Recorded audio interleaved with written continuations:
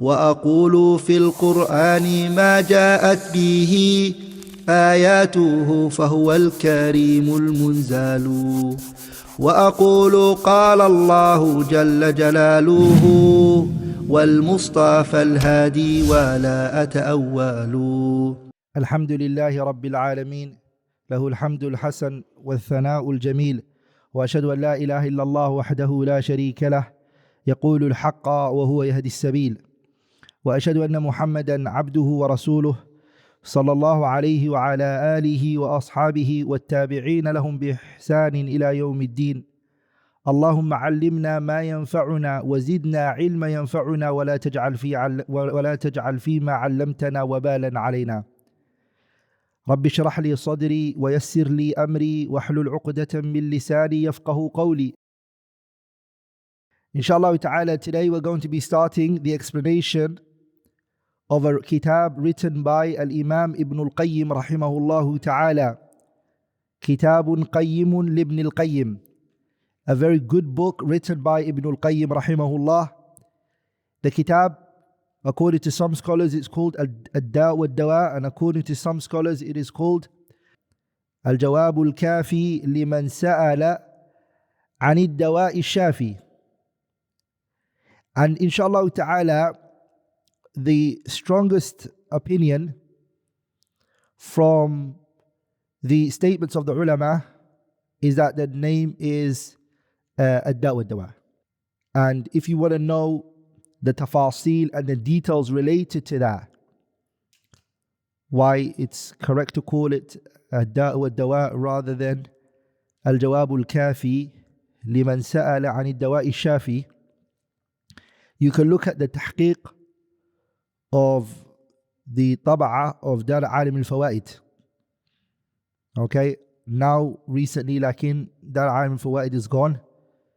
Ata'at al-Ilm have taken over, and Dar ibn Hazm, they work together, and they do the tahqiqat. They're now taking over those books Dar Alim al-Fawaid used to publish. Ata'at al-Ilm and Dar ibn Hazm are working, collaborating, and they're basically bringing those books out. There was a project that they started where they were publishing all of the books of Ibn Qayyim, Ibn Taymiyyah, Abdulrahman al-Muallimi, Muhammad al-Amin al-Shanqiti, and it was under the ishraf of Bakr Abu Zayd rahimahullah ta'ala. So any book related to Ibn Taymiyyah or Ibn Qayyim or Muhammad al-Amin al-Shanqiti or Abdulrahman al-Muallimi, you would get that publication. It used to be Dar Alim al-Fawaid, and now it's Ata'at al-Ilm with a collaboration of Dar ibn Hazm. This particular tahqiq of Daa Wad Da'wa, Sheikh Muhammad Jamil al-Islahi, Muhammad Jamil al-Islahi rahimahullah, hafidhahullah, is the muhaqqiq of this kitab, sah? Muhammad Ajmal al-Islahi rahimahullah ta'ala. Hafidhahullah ta'ala is still alive. Inshallah ta'ala, before I go into the explanation of the book, I want to talk about the importance of reading, because before a book is taught, you have to talk about the author of the book a little bit, and then a bit about the book, and then we can start the book inshallah ta'ala. And I promise you, we'll be doing a lot about the book. Yani we won't go one line for 2, 3, 4 months. We're going to get into the book. My aim inshallah ta'ala is to do a large number of pages every day, because I do want to finish this book in a few, mashallah, months. I don't want to go on for a long time. So I do want to finish it within 6 months. I want to finish it inshallah ta'ala, and I'll tell you guys why I want to finish it quickly, bi'idhnillahi al-kareem. I'll tell you guys that later inshallah ta'ala, and if I forget, you guys can remind me. My brothers and sisters, a lot of people don't give the importance to reading the biography of the great Imams of Islam. Wallahi, reading their biography will change your life. And I'll tell you 3 reasons alone why it's very important to read the Siyar al-Ulama was-Salihin. Reading the biography of the pious people, the righteous people.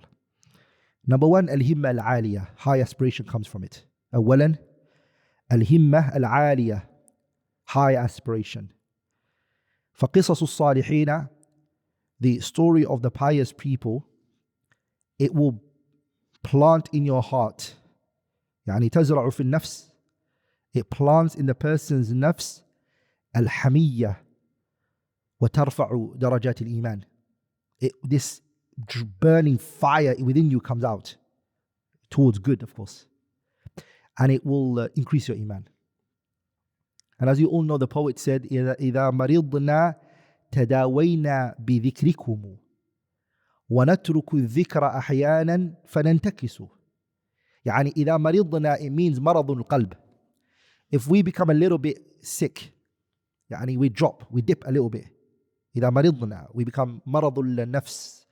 يعني we جهل and غرور and كبر and whatever it may be enters our heart. إذا مرضنا تداوينا بذكركم. We cure ourselves with your remembrance, أهل العلم.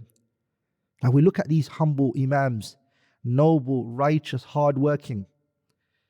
وَنَتْرُكُ الذِّكْرَ أَحْيَانًا, and sometimes we might leave off their reading, their biography, and what happens to us? فَنَنْتَكِسُ, we fall back on our heels. And we go back towards the bad. Does that make sense, brothers? So,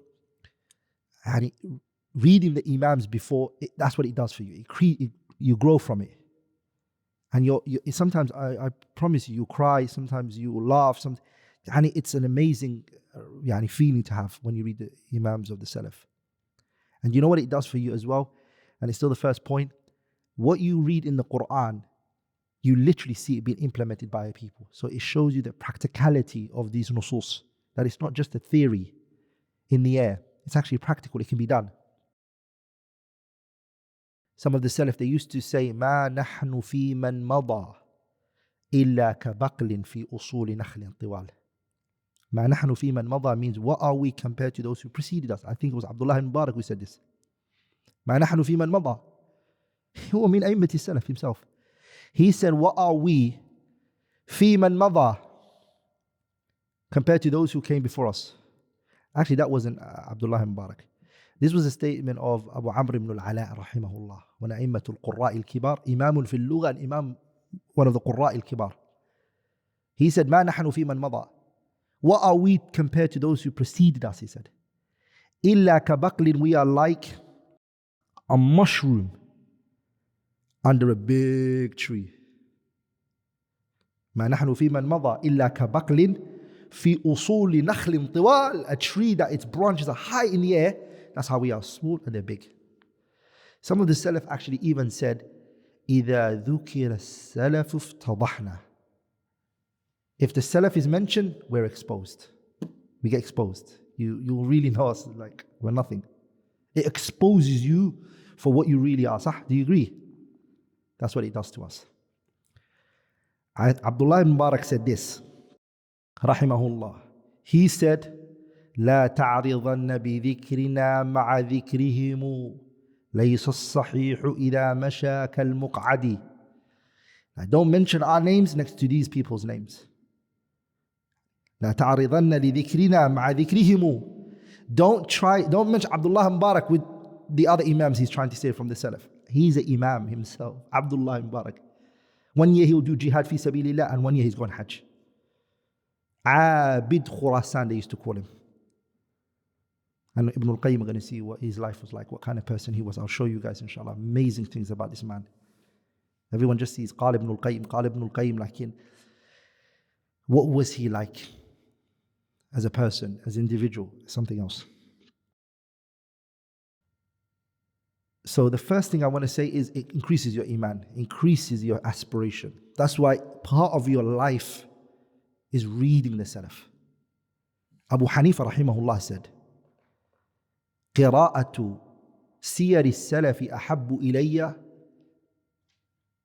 قراءة سير السلف, reading the biography of the pious predecessors, is more beloved to me than having a lot of fiqh, studying fiqh issues.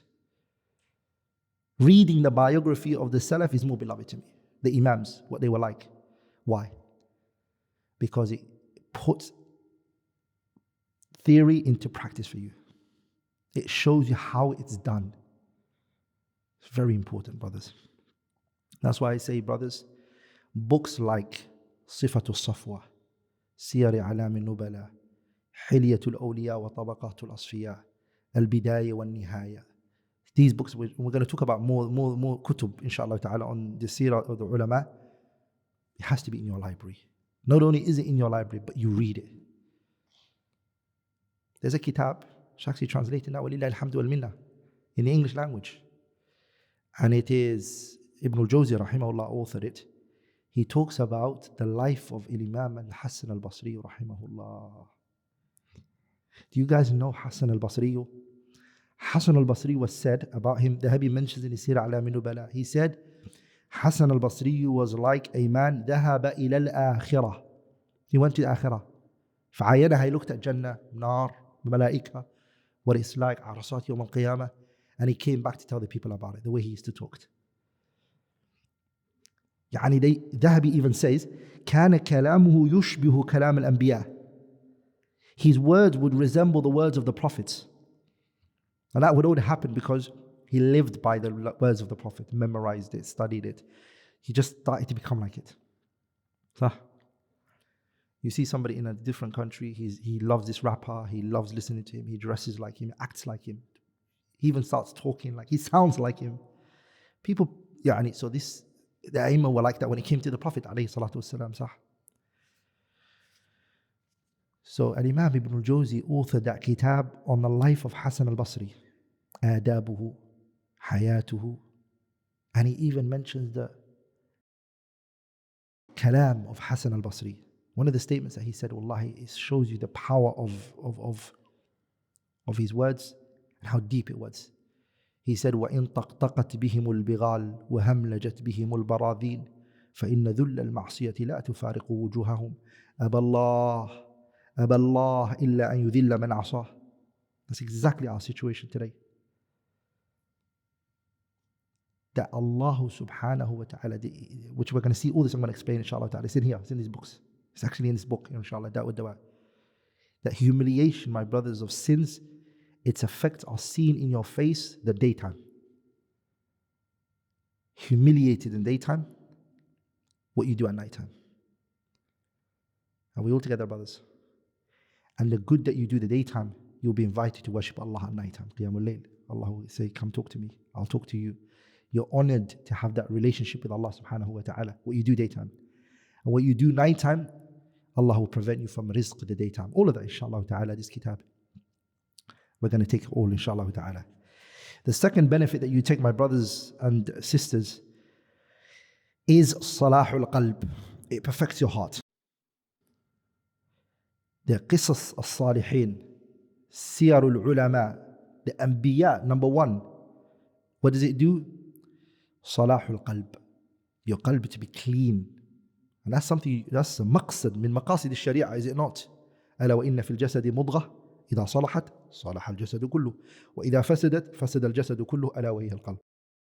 There's an organ inside the human body. That organ, if it's upright and it's steadfast and it is as it should be, guess what? The entire body is going to follow through. And if that organ is corrupt and destroyed, the entire body is also going to be destroyed. And that is what? What organ is that? The heart. The heart controls. That's what Abu Hurairah said, athar, which is mawquf. Abu Hurairah said, rahimahullah ta'ala, he said, القلب ملك الأعضاء فإن طاب الملك طابت الجنود ورعاياه وإن خبث الملك خبثت الجنود والرعاياه. The qalb is the king, it's the ruler. If it's upright, the entire body is going to be upright. If it's corrupt, the entire body is going to be corrupt. Are we all together, brothers? So, in order to perfect your heart, one of the things that you need to do is to read the stories of the righteous people. And Allah did that for Nabi Muhammad. نحن نقص عليك أحسن القصص بما أوحينا إليك. We're going to tell you a story, Muhammad. And Allah told him the story of Nabi Yusuf. Why did Allah tell him? لنثبت به فؤادك ورتلناه ترتيلا. To strengthen your heart. لقد كان في قصصهم عبرة لأولي الألباب ما كان حديثا يفترى. In their story is lessons for you. It's not just a mere story where you sit back and you drink a coffee and tea and say, wow, it was amazing, that was shocking. Lessons, brothers. So the Prophet was strengthened with what? Stories from the previous nations and what happened to them and how they were, and when they disobeyed Allah, how they were dealt with, and etc. Does that make sense, brothers? And then for you, your heart to be perfected, you need the story of the righteous people. Again, the Kitab of Ibn Qayyim is going to bring those stories and those previous nations, especially when he talks about uqubatul ma'asi and the athar that it has, the effects that it has. He will say to you, what happened to this nation? What happened to this group of people? What happened to those people? He brings it back to the stories of the past. The third benefit that it gives you, inshallah ta'ala, is ma'rifatul insan. The person will know qadara nafsihi. You'll start to really know what you're like. It will put you in your place. You will know your reality. And that's what I mentioned before when it was said, إِذَا ذُكِرَ السَّلَفُ افتضحنا. When the Salaf are mentioned, we're exposed. صح? Hamdun al-Qassar, this kalam, you can get it in the Kitab of Ibn al-Jawzi, Sifatul Safwa. He said, من نظر في سير السلف. But look at, pay attention to this kalam. والله يستحق أن يكتب بماء الذهب. If you look at the biography of the Salaf, you will, what will happen to you? عرف تقصيره. You will know where you're falling short. وتخلفه. And you'll also know where you're not coming through. You'll know. عن درجات الرجال. من نظر في سير السلف عرف تقصيره وتخلفه عن درجات الرجال. If you look at the biography of the Salaf, you will know your own deficiencies and where you're falling short from where these big giant men were like. Abu Hanifa rahimahullah, look what he said. الحكايات عن العلماء ومجالستهم. The story of the Imams of Islam, their stories and what happened to them and what they did. ومجالستهم, and sitting with the people of knowledge, is what? أحب إلي, is more beloved to me than what? من كثير من الفقه, a lot of fiqh. لأنها آداب القوم وأخلاقهم, because that's the mannerism and the etiquettes of those previous Imams. Ibrahim al-Nakha'i said, we used to come to Masruq. We used to just come to him. كنا نأتي مسروقا فنتعلم من هديه ودله. And we would sit down and we just watch how he walks, how he talks, how he responds, how he, like, that's what we sit there and that's what we would do. We literally travel just to sit with him so we can benefit that from him. Sharik ibn Nahik al-Khawlani قال لي أبو درداء. Sharik ibn Nahik al-Khawlani rahimahullah, he said, Abu Darda said to me, من فقه الرجل ممشاه ومدخله ومخرجه مع أهل العلم. Do you want to know somebody's fiqh, understanding of the religion? It's all based on the way he walks, the way he enters places, the way he carries himself. All of that is his fiqh. And because of that, wallahi brothers, the makatib al-Islamiyya, the Islamic libraries, are full of books just on biographies.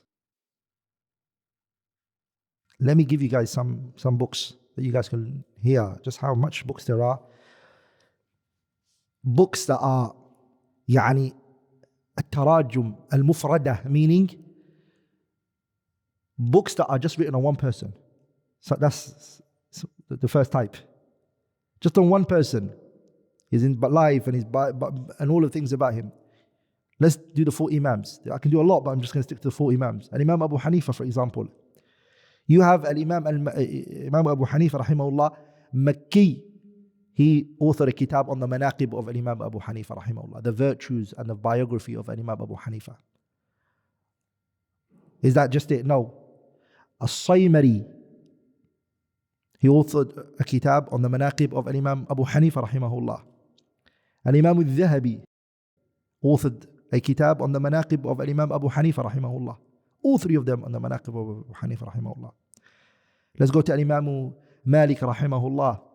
Imam Malik, Isa ibn Mas'ud al-Zawawi rahimahullah, he has a kitab on the manaqib of Imam Abu Hanifa rahimahullah.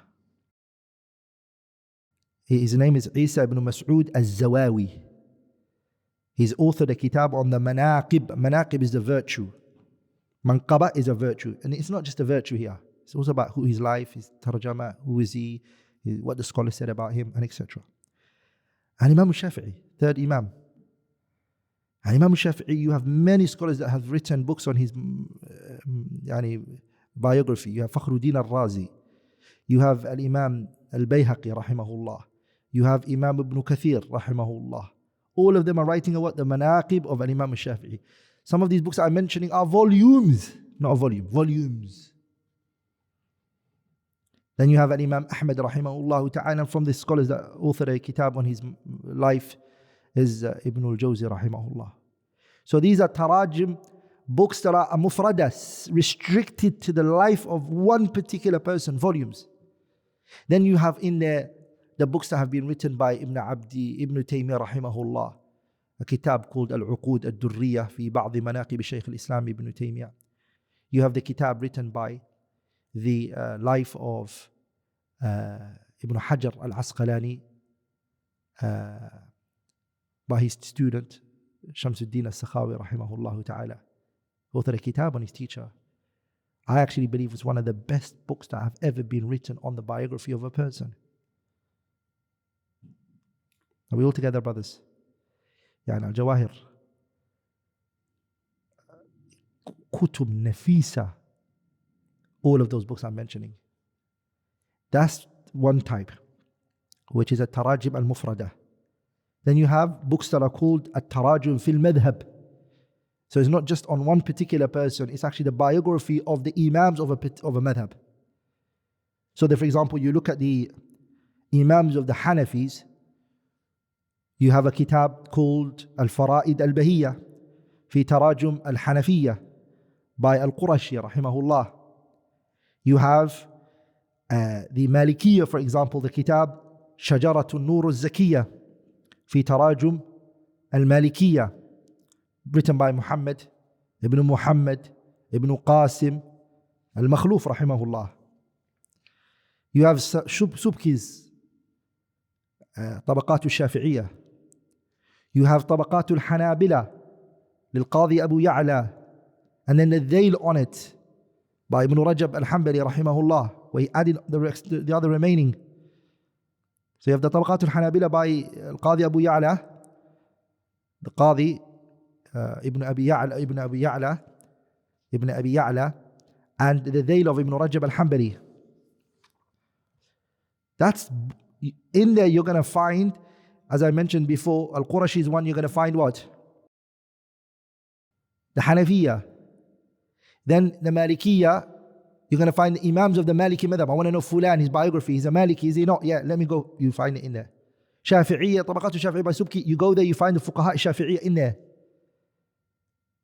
You go to Tabaqat Al-Hanabila by Ibn Abi Ya'la, you find Hanabila in there. And then because he died, rahimahullah, after that still came more Hanabila. Ibn Rajab came and added more on there. So this is the Imams of the Madhab. Each one his biography and what he is and who he was. Guess what then? Scholars went back and they authored Tarajum fi Qutrin Mu'ayyan. They wrote biographies on a particular land. That entire land, the ulama of that land. You have Khatib al-Baghdadi who authored a kitab called Tariq Madinat Salam, which is well known as Tariq Baghdad. Tariq Madinat Salam. By who? By Khatib al-Baghdadi rahimahullah. In there he talks about ulama al-Baghdad, all the ulama that were in Baghdad, their biography and who they were and the land and all of that. Are we all together? Then you have the kitab by Ibn Asakir rahimahullah, Tariq Dimashq. He's not talking about one particular person or one particular madhab. No, he's talking about the ulama of Dimashq. Tariq Dimashq Ibn Asakir rahimahullah. Then you have the kitab Bughiyatul Talab في تاريخ الحلب. The ulama of Halab that were there. Kamaluddin ibn al-Adim rahimahullah authored it.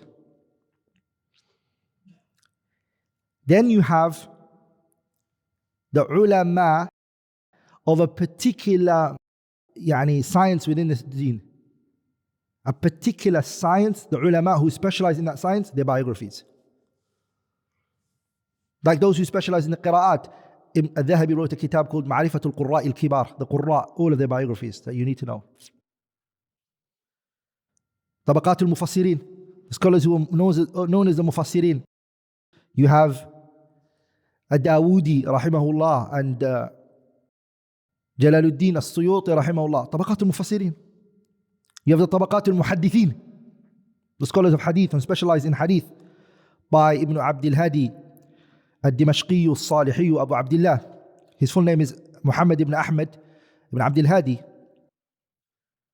You also have the scholars of hadith who not were just scholars but Huffaz. Dhahabi authored the kitab called what? Tadhkiratul Huffaz, where he mentions the Huffaz of hadith who had reached Darajatul Hifz, who qualified to be called Huffaz. He authored it rahimahullah. And then guess what? When he finished it, there's more that came after that. Ibn Fahdin came and he done a dhayl on it. Just like Ibn Rajab did a dhayl on Ibn Abi Ya'la's kitab, Tabaqatul Hanabila, he did a dhayl on it as well. Naam. Then guess what? Al-Imam Abdul Ghani ibn Abdul Wahid al-Maqdisi rahimahullah came and he said, guess what? I want to look at the 6 scholars of Kutub al-Hadith, 6 scholars of Kutub al-Hadith, Bukhari, Muslim, Abi Dawud, Tirmidhi, Ibn Majah, Nasa'i. All of their narrators that they narrated from in any of their works, I want their biographies. Whether it's in their books, in the Sunan or their Jami', or whether it's outside. I'm going to go through each one. Abdul Ghani ibn Abdul Wahid al-Maqdisi, he wrote his kitab called Al-Kamil fi Ma'rifati al-Rijal. Kitab Al-Kamil. Al-Kamal. It's called Al-Kamal, sorry, fi Ma'rifati al-Rijal. That kitab, Abu al-Hajjaj al-Mizzi came, the friend and the colleague of Ibn Taymiyyah. Abu al-Hajjaj al-Mizzi said, listen, this book is too big, let me summarize it. He called it Tahdhib al-Kamal. Abu al-Hajjaj al-Mizzi. And he organized it and maybe even added extra things on there. So he authored his Tahdhib al-Kamal. Ibn Hajar came and said, you know what, I can even summarize it more. So he called it Tahdhib al-Tahdhib. And then Ibn Hajar said, you know what, I can actually do more of a Tahdhib on my own one. So he called it Taqrib al-Tahdhib. I want to bring it closer. وهكذا. Also, Ibn Hajar, Ibn Dhahabi went and he said, you know what, I'm going to look at the people who are weak in hadith and their biographies. And the reason why they weaken and who weakened them. So he authored his kitab, Mizanul I'tidal. When he finished writing it and he died, rahimahullah ta'ala, Ibn Hajar came and read it and he said, look, I can do work on this. And he authored his kitab, Lisanul Mizan. He corrected him, he disagreed with him, he did what Ibn Hajar rahimahullah ta'ala. As you know, Ibn Hajar drank Zamzam water to be like Imam al-Dhahabi. He went to the Kaaba, drank Zamzam water and he said, oh Allah, I ask you to make me, when it comes to the narrators, like you did to Imam al-Dhahabi. Later when he grew old, he said, I just wish I asked Allah to make me better than him. وَمَا كَانَ عَطَاءُ رَبِّكَ مَحْظُورًا. The giving of your Lord is not restricted. Why restrict it yourself to a particular person? You can be better, right? And then you have the Kitab Al-Jarh wa Ta'dil by Ibn Abi Hatim, where he now talks about those who were praised and those who were criticized. So you go there and you read that books. My brothers, what I'm trying to say to you here is that there is not anything left when it comes to the biography of the scholars except it's been written, one way or another. Then you have the Kitab finally by Imam al-Dhahabi, where he called it Diwan al-Du'afa wal-Matrukeen. Here he comes back and guess what he does? He wrote an entire Diwan where every person who's weakened, so he's called Diwan al-Du'afa wal-Matrukeen wal-Majhulina, those who've been hadith has been left. those who are ambiguous and unknown. Even the unknown people, he listed them for you. That these are individuals that were, and guess what? Thiqat. And those who are also, mashallah, reliable. He put all together in that book of his, rahimahullah, Imam al-Dhahabi. And then he went back and he said, you know what? I feel like I haven't given justice to this. Let me write Islamic history. And he wrote his famous book, Tariq al-Islam.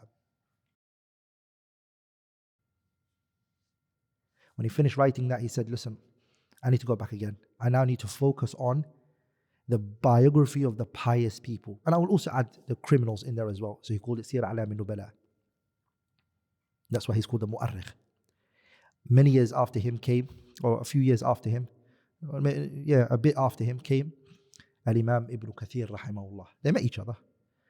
But after that he authored it. He said, you know what, I'm going to do something that Dhahabi didn't do, which is what? I'm going to start from the beginning and I'm going to bring it to the end. I'm going to start from the day Allah Tabarak wa Ta'ala mentioned to the pen right. I'm going to start from there. And I'm going to carry on until the last person goes to Jannah. So he wrote the kitab, he authored the kitab Al-Bidayatu wa Nihaya. He called it the beginning and the end. And in there, he has said, every year he mentions what happened in that year. That year, you look at it, all the events that took place in that year, what happened, the story, the details, he'll tell to you, rahimahullah ta'ala. Now, what does it need? A dhail. What does it need? Dhailun. It needs somebody to come and say, you left it off there, yeah? And drive it to this day, today. And then somebody comes after and carries it on until the day of judgment. It can be carried on. The point is, my brothers and sisters, books have all been written. You have Imam al-Ajurri, who also wrote his kitab, Akhlaq al-Ulama. You have Imam al-Khatib al-Baghdadi, Sharaf Ashab al-Hadith, and etc. So that was my first introduction that I wanted to do. And that is, my brothers and sisters, the importance of reading the biography of the pious people. I now want to go into the biography of Imam Ibn Qayyim rahimahullah.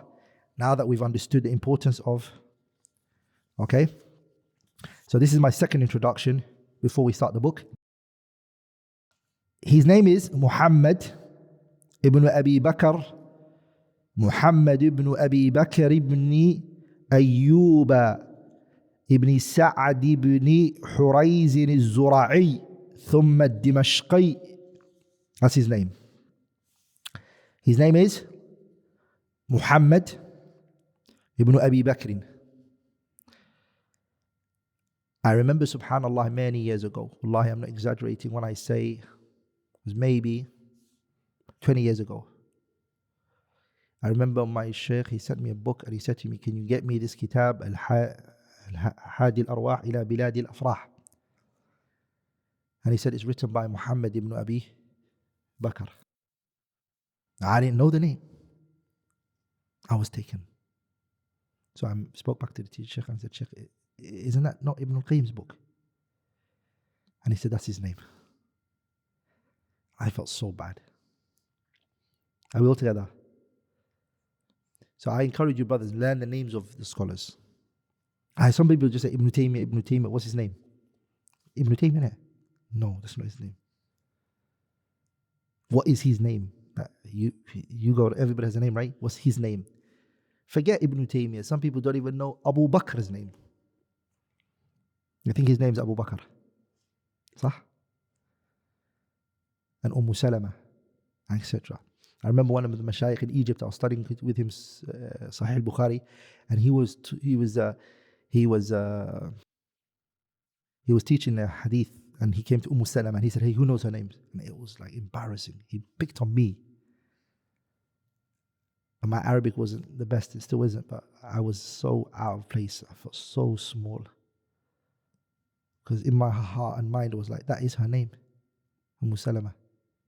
Sah. You know her, right? Yeah?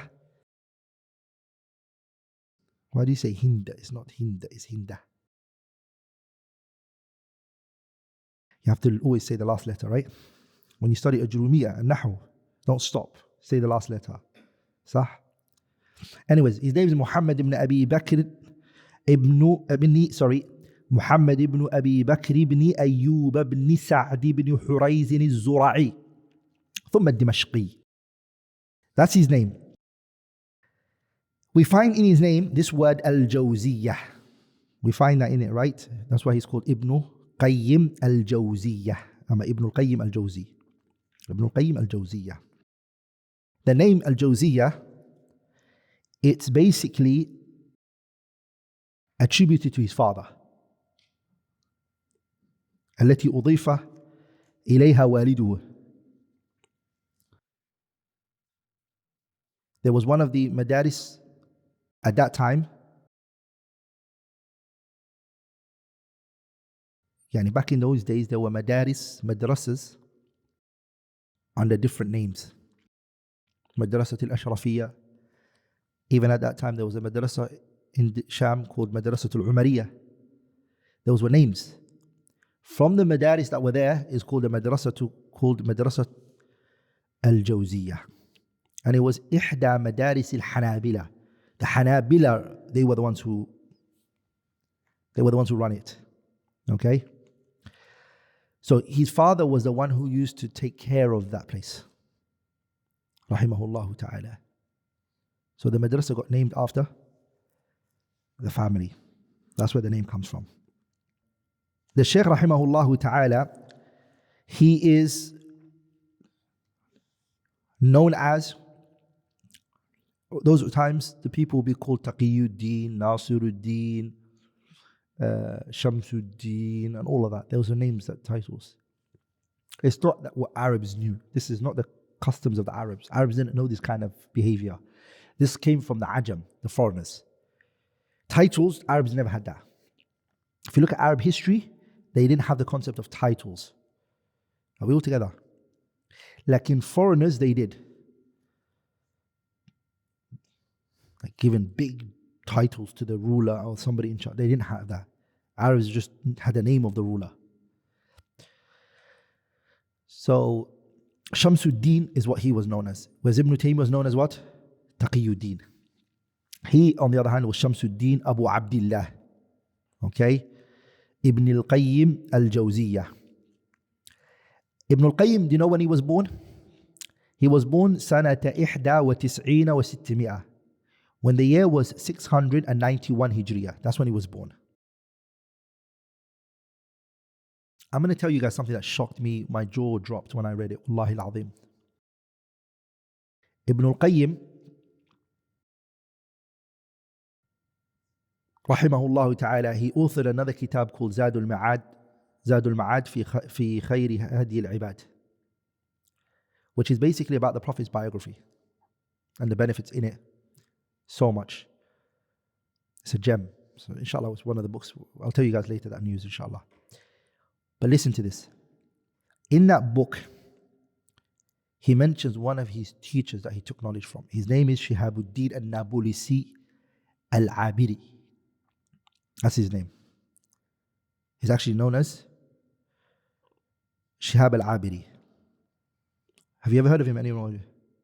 The reason why it was called Abiri is because he was known for ta'bir al-ru'ah. He will interpret people's dreams.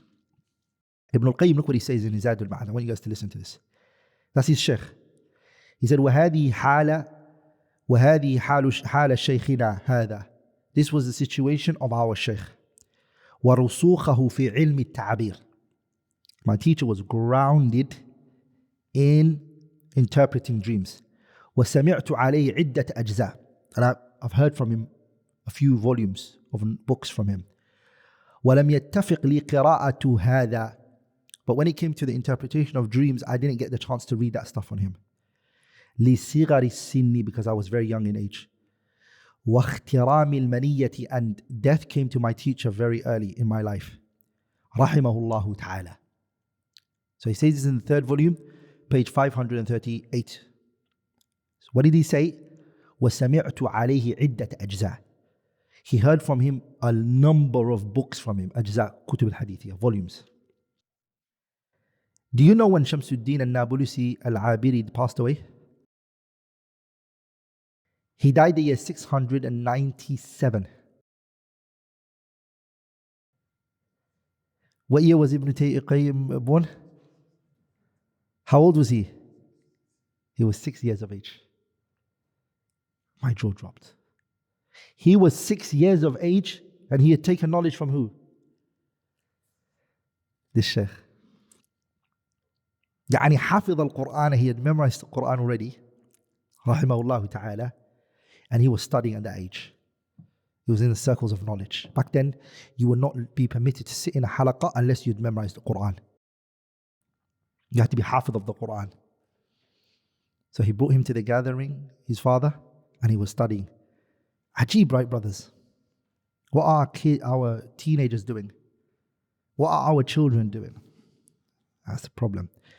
So one of his teachers that he heard from, one of his earliest teacher, is الشهاب النابلسي العابري والقاضي تقي الدين سليمان and فاطمة بنت جوهر وعيسى بن المطعم وأبي بكر بن عبد الدائم وجماعة. These are the people he heard from. Look what he said about him, Al-Imam Ibn Rajab al-Hanbali. Look what he said about him. He said, وَتَفَقَّهَ فِي الْمَذْهَبِ. He became a faqih in the madhab. يعني madhab al-Hanbali. وَبَرَعَ وَأَفْتَى. وَبَرَعَ means he became elite in this. He became distinguished. وَأَفْتَى, and he gave fatwa. يعني mufti, he was a mufti. وَلَازَمَ الشَّيْخ تَقِيَّ الدِّينِ, and he stuck to Ibn Taymiyyah. وَأَخَذَ عَنْهُ, and he took from him a lot. وَتَفَنَّنَ فِي عُلُومِ الْإِسْلَامِ. But that's not the only thing. When it came to the Islamic sciences, he had his hand in so many different sciences. وَكَانَ عَارِفًا بِالتَّفْسِيرِ لَا يُجَارَى فِيهِ. He was a alim when it came to tafsir. You couldn't mess with him. You couldn't even try to, that was his field. وَبِأُصُولِ الدِّينِ عَقِيدَةً. Of course, that's his teacher, Shaykh al-Islam Ibn Taymiyyah. وَإِلَيْهِ فِيهِمَ الْمُنْتَهَى. Those two, he was the one you would go to. He was the ending point of all of that, he said. Ibn Rajab saying this. وَالْحَدِيثِ وَمَعَانِيهِ وَفِقْهِ. As for hadith and the meaning of hadith and the fiqh in that hadith, it was him. Look what he then said about him. وَدَقَائِقِ الْإِسْتِنْبَاطِ مِنْهُ. Deep, يعني not tafsir, istinbat, detailed, what is behind the meaning. Ibn Qayyim لا يلحق في ذلك وبالفقه وأصوله. He knew fiqh and usul al-fiqh. وبالعربية, the Arabic language. Allahu Akbar. He was like that. And you know, Al-Safadi mentioned how he learned Arabic language, Ibn al-Qayyim. Look what he said about him. He said, قرأ العربية على ابن أبي الفتح البعلي. He read the Arabic language on this sheikh.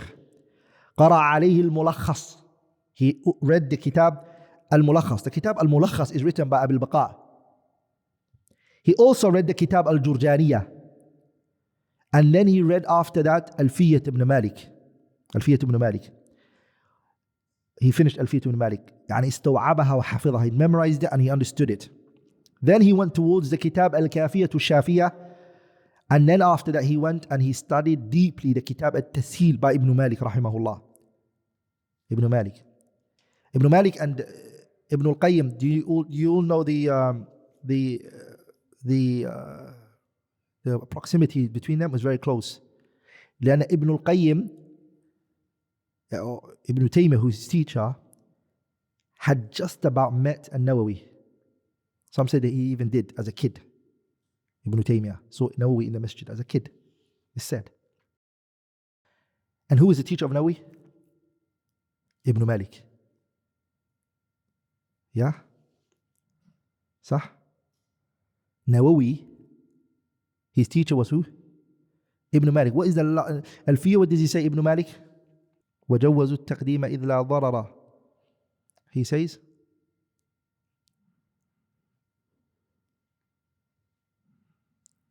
وهل فتن فيكم فما خل لنا ورجل من الكرام عندنا. وهل فتن فيكم فما خل لنا ورجل من الكرام عندنا. Ibn Malik means that Bayt Nawawi in his Alfiyah. Ibn Aqil and the other Shurrah mentioned that. ورجل من الكرام نووي عندنا. يعني he was writing Alfiyah and Nawawi just walked by. And they said he finished the Bayt with it. And he finished the line with it. وَلَهُ فِيهَا يَدُ الطُّولَى. He also had a long understanding of Arabic and all of that. وَبِعِلْمِ الْكَلَامِ, philosophy and all of that. He studied it to refute its people. وَكَانَ عَالِمًا بِعِلْمِ السُّلُوكِ. When it came to mannerism and the way to carry yourself, it's called ilm al-suluk. Adab and akhlaq and heart softening and all of that. He knew it. وَكَلَامِ أَهْلِ التَّصَوُّفِ. He knew the statements of the people of Sufiyah. وإشاراتهم ودقائقهم له في كل فن من هذه الفنون يد الطولى. Because he explained some of their works, right? Like, for example, one of the heads of the Sufiyas was Abu Ismail al-Harawi. Madarij al-Salikin is an explanation of a kitab written by a Sufi, right? He explained it. Ibn Qayyim, rahimahullah ta'ala. And whenever he agrees, he takes it. Whenever he disagrees, he dismisses it. Look at Imam al-Dhahabi said about him. He said about him, عُنِيَ بِالْحَدِيثِ وَمُتُونِ. When it came to hadith and its sciences, that's him. وَبَعْضِ رِجَالِهِ. When it comes to the hadith and the Prophet's wording, he knew it very well, top of his head. He would quote it. Even the chains, he quotes it. The Senate, the rijal in the Senate, from memory, everything. Rahimahullah. وَكَانَ يَشْتَغِلُ فِي الْفِقْهِ. And not only just that, he would busy himself with understanding what he is memorizing. It's not enough just to memorize. وَيُجِيدُ تَقْرِيرَهُ وَتَدْرِيسَهُ. And not only that, this is another skill Allah gives it to some people. His intake was not higher than his output. He also had a big level of ability. He had a great level of being able to explain that to the people. That's another skill Allah gives it to. Some people have a high intake, but when they give it, they're very low in giving it. They can't explain what they've just taken in. They understand it, but they can't give it to you. He wasn't like that. He could explain things to people. He was a good teacher. Actually, he taught in the madrasa too, that his father gave to him. وَفِي الْأَصْلَيْنِ وَقَدْ حُبِسَ مُدَّةً. And he said he was in prison for a bit. Ibn Qayyim. لِإِنْكَارِهِ شَدَّ الرِّحَالِ إِلَى قَبْرِ الْخَلِيلِ. Because he prohibited to travel from one place to another place to the grave of Al-Khalil. وَتَصَدَّرَ لِلْإِشْتِغَالِ. He became busy and preoccupied with what? يعني teaching and benefiting the people. وإقراء العلم ونشره. And also teaching knowledge and spreading it. There is a point I need to mention, and it's a side benefit. Dhahabi did criticize Ibn Qayyim. Well, they're brothers, they both were, by the way, students of Ibn Taymiyyah. He said about him, and this we take it with a pinch of salt. Because they're friends, they're the same class. There's always that little issue between people when they're, even though the Dhahabi, rahimahullah ta'ala, he was munsif, very fair and just person, but no human is safe from that. Look what he said about him. After he mentioned what he did and he came forward to teach and everything, he said, Wallahu yuslihu wa yuwafiquh. May Allah perfect his situation and give him the ability to reach. Sami'a ma'i min jama'atin. He and I both sat down and we took from a large quantity of scholars. Look what he then said. وَلَكِنَّهُ مُعْجِمُ بِرَأْيِهِ. He was a man who was full of his own opinions. His opinions, like he was mu'jab bihi. وَلَكِنَّهُ مُعْجَبٌ بِرَأْيِهِ جَرِيءٌ عَلَى الْأُمُورِ. Yeah, jari, meaning he would go into issues. غَفَرَ اللَّهُ لَهُ. May Allah forgive him for it. Does that make sense? Just to show you, sometimes you see ulama, rahimahumullah, they're not infallible, are they? They're humans. But look what Ibn Rajab did. Ibn Rajab, when he brought the quote of his teacher, Al-Dhahabi, and because he was a student of Dhahabi as well, and the student of Ibn al-Qayyim as well, he defended his teacher on this situation. Look what he said about him. وَكَانَ رَحِمَهُ اللَّهُ ذَا عِبَادَةٍ وَتَهَجُّدٍ. He said, no, this man was a worshipper of Allah. رَجُلٌ. He was a man. ذَا عِبَادَةٍ وَتَهَجُّدٍ. His ibadah was very high. Tahajjud. وَطُولِ صَلَاةٍ. His salah was very long. إِلَى الْغَايَةِ الْقُصْوَى. He'd push his qiyamul layl to he would stand a long night. وَتَأَلُّهٍ وَلَهْجٍ بِذِكْرِ. His adhkar was a lot. وَشَغَفٌ بِالْمَحَبَّةِ وَالْإِنَابَةِ وَالْإِسْتِغْفَارِ وَالْإِفْتِقَارِ إِلَى اللَّهِ. Look what he said about him. Defending his sheikh. Somebody who humbled himself for Allah subhanahu wa ta'ala. Asked Allah for forgiveness subhanahu wa ta'ala a lot. وَالْإِنْكِسَارِ لَهُ. He would humiliate, put himself down for Allah. وَالِاضْطِرَاحِ بَيْنَ يَدَيْهِ عَلَى عَتَبَةِ عُبُودِيَتِهِ. لم أشاهد مثله في ذلك. I've never seen anyone like him in this matter. ولا رأيت أوسع منه علما. I've never seen anyone more vast than him in knowledge. I haven't seen it. ولا أعرف معاني القرآن والسنة وحقائق الإيمان منه. I don't know anyone who knew the Qur'an and the Sunnah and the meanings that are in them both more than he did. وليس هو المعصوم. ذهبي. He's not infallible. He's a human being. ولكن لم أرى. That is a like response to his teach. ذهبي. ولم أرى, I haven't seen. ولكن لم أرى في معناه مثله. وقد امتحن وأوذي مرات. As you know, he was tested a lot and he was imprisoned. وحبس مع الشيخ تقي الدين ابن تيمية. He was imprisoned with Ibn Taymiyyah في المرة الأخيرة بالقلعة دمشق. He was imprisoned with his teacher Imam Ibn Taymiyyah in the Qal'a of Dimashq. منفردا عنه. But what they did is they separated them two from each other. For a period of time, they allowed them to come meet each other and come, but they were stopping them from each other. ولم يفرج عنه إلا بعد موت الشيخ. And the only time he was taken out of prison was once Ibn Taymiyyah passed away and died. Okay. Why was Ibn Taymiyyah arrested? I want to say something very important to remember. Ibn Taymiyyah never had any issues with the Muslim rulers. Never. It's a false belief that Shaykh al-Islam Taymiyyah and the rulers never got along. He never ever called for going against the Muslim ruler. In no way, shape or form. Shaykh al-Islam Taymiyyah. His issues were, I dare anyone, I challenge anyone to bring to me where Shaykh al-Islam Ibn Taymiyyah's issues with the ruler or going against the ruler was. Never.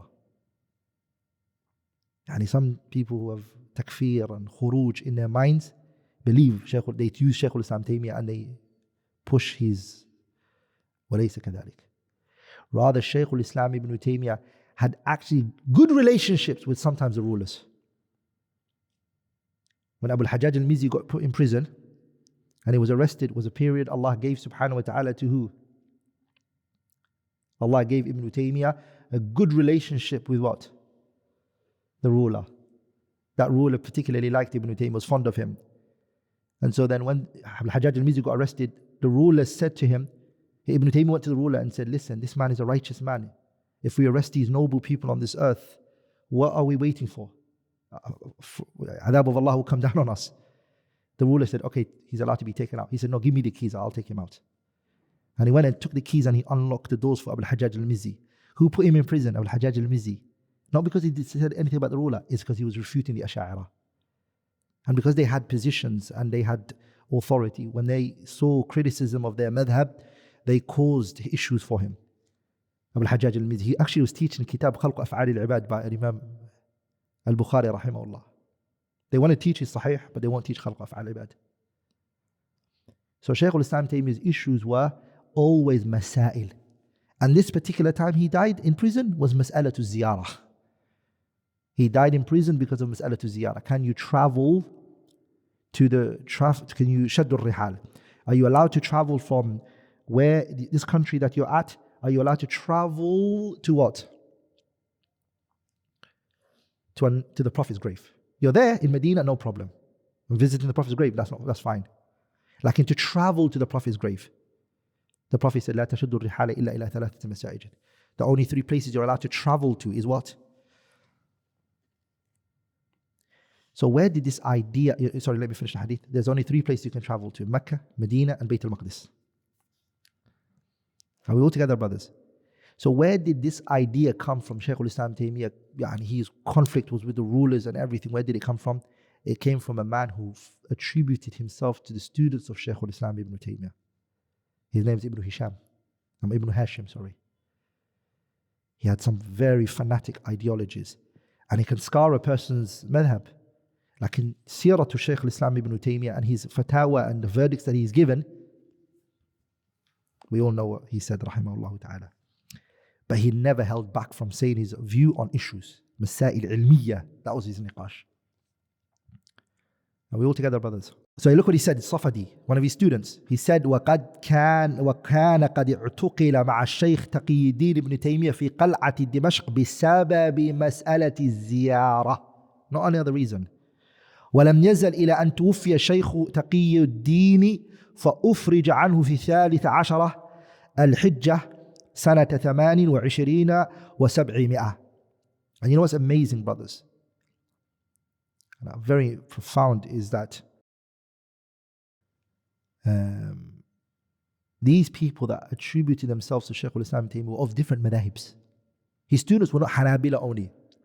Shafi'i, Hanabila. Ibn Kathir, what's his madhab? Shafi'i. Dhahabi. Shafi'i. Whose students are they? Ibn Taymiyyah. To think Ibn Taymiyyah is only Hanbali, it's not. He had all sorts of madhab studying under him, rahimahullah ta'ala. So, he was arrested for that reason. And I ask people, this mas'ala, because it's come up, I ask people to go and read the life of Shaykh al-Islam Ibn Taymiyyah and look at every arrest that he got arrested for. You know who's similar to him in our era, that same things happened to him? Actually, he was arrested in the same qal'a of Ibn Taymiyyah. He actually went to the same prison of Ibn Taymiyyah. Was Shaykh Muhammad Nasiruddin al-Albani rahimahullah. The same issue he had. Albani rahimahullah got arrested and deported from many different countries in the world. Saudi Arabia, UAE, many countries he was taken out, the Shaykh rahimahullah ta'ala. One-way ticket, he was told to leave. Was it from his madhab to go against the Muslim rulers? No. It was masail ilmiyah. It was a mas'ala ilmiyah he would fatwa on, and people wouldn't feel happy about it, and it would cause a stress and a headache to the people. Does that make sense? يعني فرق بين هذا وذاك. Separate one from the other.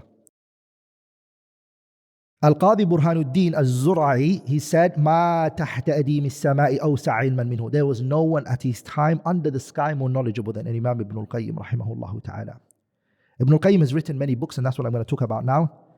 I'm going to speak about his books. We're going to categorize his books, rahimahullah ta'ala. There's so much to say about him, wa rahimahullah ta'ala. And then after that, I'm going to go into the book.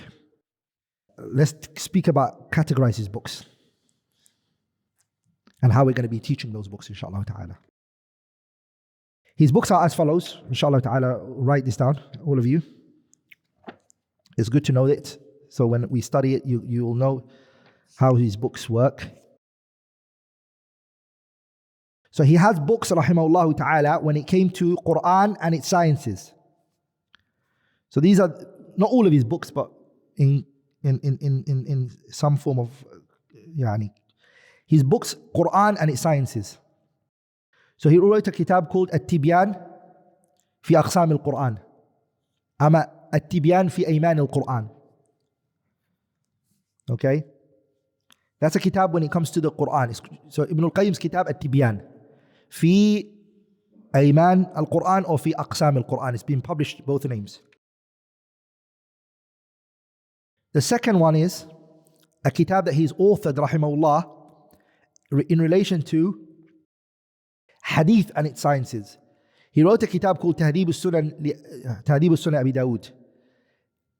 Sunan Abi Dawud, he basically did a tahdhib of Sunan Abi Dawud. Fawaid, so much benefits in it. He also has a kitab called Al-Manar al-Munif fi Sahih wal-Da'if, where he talks about the hadith which are weak and fabricated and etc. The third category is books that he has on the biography and the seerah of our beloved Messenger sallallahu alaihi wasallam, and it's the kitab Zadul Ma'ad fi Hadi Khair al-Ibad.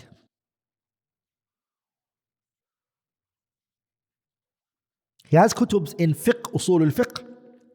From those books that he has is Ahkamu Ahli Dhimma. The non-Muslims that are living amongst the Muslims, what's their rulings? How do we deal with them? He has a kitab called Al-Ahkam Tuhfatul Mawdud fi Ahkam al-Mawlud, where he talks about the newborn baby and what do we do for a child. And also in that book he talks about Tarbiyatul Awlad and nurturing the children. He also has a kitab in Usul al-Fiqh, which is still under that category of al-Fiqh wa Usuluh. He has a kitab called I'lam al-Muwaqqi'in an Rabbil Alameen. He has a kitab called Ighathatul Lahfan an Hukm al-Ghadban, when a man divorces his wife and he's very angry. He has a kitab called Hukm Tarik al-Salah, what's the ruling of the person who leaves the prayer. He has a kitab called Al-Furusiyah, art, learning how to ride horse, archery, preparing militarily. In there he talks about jihad, he talks about horse riding and the virtues in it. He talks about even the games that you're allowed to play. Football, huh? No, he talks about the real games that men should be playing. He talks about Al-Furusiyah.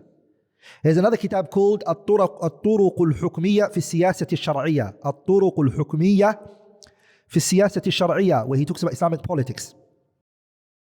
It's called الطرق الحكمية في السياسة الشرعية. So he finished fiqh وأصوله. Then he has books in Aqidah. Ibn Qayyim rahimahullah, he called it, some of the books he has is called اجتماع الجيوش الإسلامية على غزو المعطلة والجهمية, where he refutes those people who negate Allah's names and attributes in that book. There's another kitab called شفاء العليل في مسائل القضاء والقدر والحكمة والتعليل, where he talks about the issue of Allah's qada and qadar. Okay? He has another kitab called الصواعق المرسلة على الجهمية والمعطلة. He also has a kitab called هداية الحيارى في الرد على اليهود والنصارى, the Christians and the Jews. He refutes them. He has a kitab called حادي الأرواح إلى بلاد الأفراح, where he talks about the issue of Jannah and Nar. Is it there? Is it out? Is Jannah and Nar actually there? What is it like? This issue of Aqidah, right? أن تؤمن بالله وملائكته وكتبه ورسوله واليوم الآخر واليوم الآخر is what? Jannah and Nar, to believe in it. So he talks about it in that kitab. He even has a kitab called Ar-Ruh. Ar-Ruh, the person's Ruh. Issues related to Ar-Ruh and matters in that issue. He has a kitab called Al-Kafiyatu Shafiyah في الانتصار للفرقة الناجية, which is shortly known as Nuniyat Ibn Qayyim. It's actually known as Nuniyat Ibn Qayyim, where it just finishes with Noon at the end. He also has books on mannerism and how to carry yourself and etiquettes and all of that. For example, the mannerism of how you send salutation on the Prophet ﷺ. He has a kitab called جلاء الأفهام في فضل الصلاة على خير الأنام. Ibn al-Qayyim. جلاء الأفهام في فضل الصلاة على خير الأنام. He actually goes through in that book 34 narrations of the Sahabas who narrated the hadith of الصلاة والسلام على رسول الله صلى الله عليه وسلم. How do you do it? What do you do? What do you not do? Are you allowed to say it like this? Are you not allowed to say it like that? He also has another kitab where he talks about الجواب الكافي لمن سأل عن الدواء الشافي, also known as Ad-Daa Wad Da'wa, which is the book we're going to be doing inshallah ta'ala. That falls under Al-Akhlaq wal-Raqa'iq. He has it. He has another kitab called Al-Risalatu At-Tabukiyyah. Al-Risalatu At-Tabukiyyah. He also has another kitab, which inshallah, Risalat At-Tabukiyyah is very small. We're going to go through it bi'idhnillah al-Kareem. I'm going to show you the methodology we're going to use to go through his books inshallah ta'ala, and how quick we can finish it, and the breakdown of his books. I'll tell you how many pages they are, how many volumes there are out there, and the time that we need to finish it, inshallah ta'ala. If we do this particular amount, I'll show you inshallah ta'ala. There's another kitab called Rawdatul Muhibbin wa Nuzhatul Mushtaqin, where in that he talks about love, concepts related to that. He has another kitab called Iddatul Sabirin wa Dhakhiratul Shakirin. You can also say Uddatul Sabirin wa Dhakhiratul Shakirin, where he talks about the concept of patience and gratitude. He has another kitab called Al-Wabil Al-Sayyib min Al-Kalim Al-Tayyib. This kitab Al-Wabil Al-Sayyib, some people think it's an explanation on the Kalim Al-Tayyib by Ibn Taymiyyah, and it's not the case. It's not the case. It's another book. Kalim Al-Tayyib is Ibn Taymiyyah, authored a kitab called Kalim Al-Tayyib. Al-Wabil Al-Sayyib is not a sharh for it. It's a mistake and an incorrect view to think it is. This kitab, it talks about the virtues of the adhkar and the meanings of adhkar. It's a good book. He also has a kitab called Madarij al-Salikin. Madarij al-Salikina في منازل إياك نعبد وإياك نستعين. This kitab is 6 volumes and is based on the ayah إياك نعبد وإياك نستعين. On the ayah alone. And it's an explanation. He made it into 6 volumes as an explanation on the kitab Manazil al-Sa'irin by Abu Ismail al-Harawi. We're going to take that book inshallah ta'ala if Allah gives us a long, healthy life. He's authored another kitab called Ighathatul Lahfan fi Masayid al-Shaytan, where he talks about the deceptions of shaitan on the children of Adam. rahimahullah ta'ala. Those are like books on akhlaq and al-raqa'iq. He also has, rahimahullah ta'ala, books that are, you can't really place it under a particular chapter because it's just, it's funun. Under there's many different sciences. He has a kitab called Bada'i'ul Fawaid, where in that book he compiles the benefits. Allahu Akbar, Allahu Akbar. It's full of benefits. And he even has another kitab called, separate it, you have to separate the two. He has Bada'i'ul Fawaid, and he has a kitab called Al-Fawaid. Al-Fawaid is one volume, like in the Bada'i'ul Fawaid are volumes. Do you understand, brothers? He also has another kitab called Tariqul Hijratain wa Babu Sa'adatain. Okay? Which is again, in there so many different things. It's not restricted to one particular thing. But he talks about so many different things. He talks about happiness, he talks about knowledge, he talks about routine, he talks about so many different things. He also has another kitab which is called Miftah Dar Sa'ada. The kitab is called Miftah Dar Sa'ada wa Manshuri Wilayat al-Ilm wal-Irada. The book is actually revolves around the two components that every human being needs in order to attain wilayah, leadership. Leadership not to control and govern people, no, not that. But to have some form of authority in the hearts of the people. Not only just that, to even have authority over your life, your own life. In order to achieve things, to attain things, to get places in life, you need two things, knowledge and a will. So he spends the first portion of the book by giving you the virtues of what? Knowledge. And do you know how many virtues he mentions? He mentions 153 virtues, or 154 virtues of knowledge, how important knowledge is and how important it is for you to know. And then once he finishes that, he talks about the importance of having a drive, aim. And he says, rahimahullah ta'ala, any person who wants to gain something, go somewhere in life, reach a destination, he needs himmatun turaqi wa ilmun yubassiruhu wa yahdi. That's his motto, the Shaykh rahimahullah. You need knowledge that gives you insight to know, okay, I know this, I know that. And you need aspiration. You need to have drive to want to do it. You'll see people today on this earth who are, mashallah, smart people, very smart, clever, know it all. They genuinely do. They're just lazy people. They don't do anything about it. Just sit around. You ask them a question about something, they'll tell you the most sophisticated issues. They'll break it down for you. They know computer science. They know all of that. But guess what? My brother doesn't want to leave his bed. He doesn't get a job. He can't keep up a job. What's missing from him? Not the knowledge side. The irada. The drive is missing. Some people have drive and they want mashallah, but his head is blank. There's nothing inside there. He has no knowledge of anything. Zero. Sah? So the combination of those two is what allows you to reach your destination. I actually believe, wallahi, I don't advise anybody to do it, but there was a course in the UK. For 6 months, I signed up for it. It was called NLP, Neuro Linguistic Programming. I said, let me sign up to this stuff. I actually didn't know what it was, honestly, at that time, really what it was. I signed up for it. When I went to the first class, I was like, this is good. This is really good. And then as time went on, I started realizing there's a lot of kufriyat and shirkiyat and khuza'balat and abatil that are present in it. But I finished it. عرفت الشر لا للشر ولكن لتوقيه ومن لم يعرف الشر من الخير وقع فيه. To just know the evil for it being an evil so I can stay away from it. But I said to myself in the class, wallahi, as I was sitting, I said, wallahi, if somebody sat down and literally took the points of personal development from the works of Ibn Qayyim alone, that can be a service to the ummah. صح? Yani that man alone, subhanallah, he's just one person of million ulama and people of knowledge who've done this, by the way. Just literally take his works, put it together, and just tell people like how they could. So just focus on Ibn Qayyim when it comes to routine and all of the kalam that he said about routine and the virtues of routine and all that. Summarize read all of his books and get a book. Teach the people all about it. Ibn Qayyim on the issue of discipline. Ibn Qayyim on the issue of this. Ibn Qayyim on the issue of that. Wallahi, alladhi la ilaha ghayru.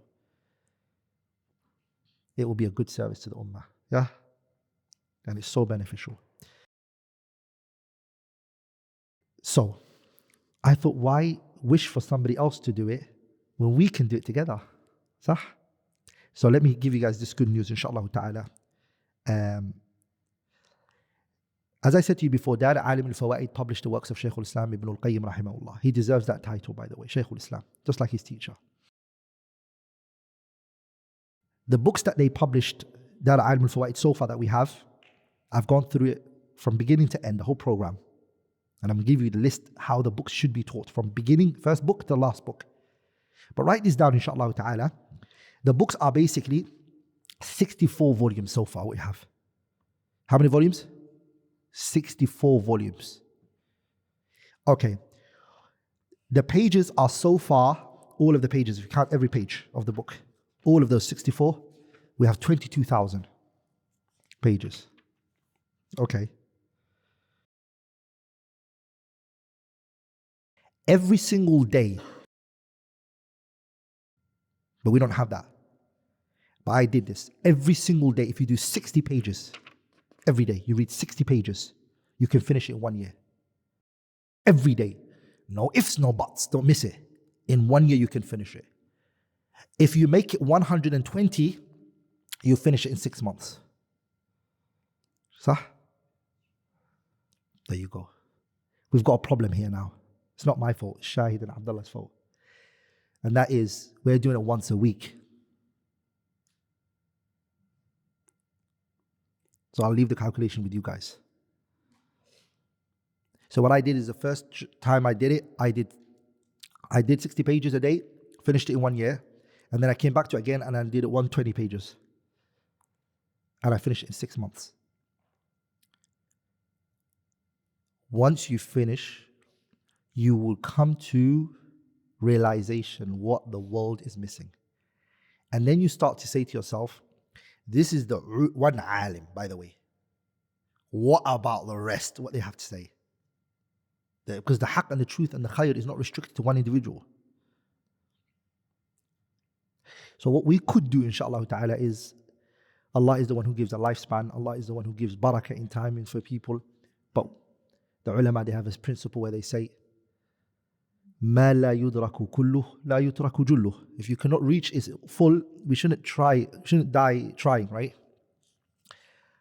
Inshallah, let's take this program. We finish one book, we go for another book, and the order is as follows. We did break the order by starting with this kitab. What should have come first is the kitab Al-Wabil Al-Sayyib. So number one is normally Al-Wabil Al-Sayyib. So what we're going to do is, we're going to go through Ad-Daa Wad Da'wa, and then we're going to go back to Wabil Al-Sayyib. So the first book should be Al-Wabil Al-Sayyib. The second kitab should be what? So I'll tell you the book and how many volumes it is. Al-Wabil Al-Sayyib is 1 volume. And the Ad-Daa Wad Da'wa is also one volume. Then we have the kitab Al-Fawaid. So we just, I'm giving the normal order, but we've done a mistake. We should have put Al-Wabil Al-Sayyib first, and Ad-Daa Wad Da'wa. And the reason why we did Ad-Daa Wad Da'wa, and I chose Ad-Daa Wad Da'wa specifically, is because the current time that we're living in right now, all the problems that we're seeing, all the issues that we're seeing, the pain and the suffering that we see the Muslims everywhere in the world that they are, a book like this will give us a good understanding of ourselves and where we should be at, and what's causing a lot of the things. He answers a lot of these questions here, rahimahullah ta'ala. So the kitab, so what we did here is we put Ad-Daa Wad Da'wa first, and then we said Al-Wabil Al-Sayyib. But normally it should be Al-Wabil Al-Sayyib and then Ad-Daa Wad Da'wa. The third book is Al-Fawaid.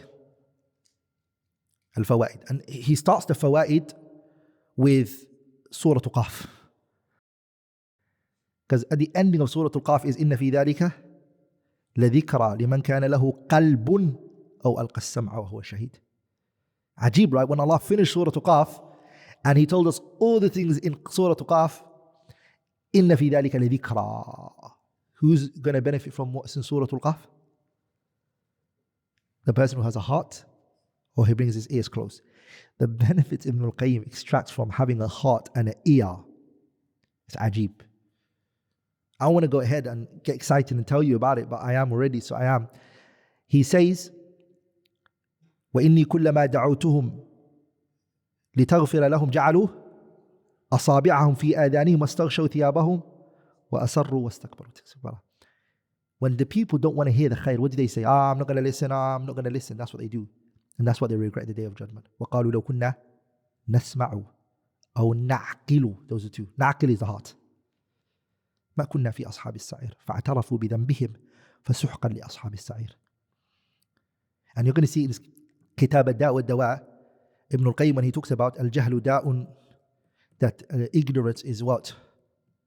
It's an illness, it's a sickness that people don't realize. They go to a doctor if they've got a flu, they go to a doctor if they've got an issue, but people don't actually realize ignorance is an illness. I remember, and I hope I don't offend the Somalis, but I remember when I went back home to my country and I saw the people there. When I went back, I realized they've got one problem these people have. All of the issue goes back to it. Ignorance, al-jahlu. Jahl is a marad, and it's bad because it's so evil that you have it and you don't know that you have it. Especially if that ignorance spills into murakkab, it's compounded ignorance.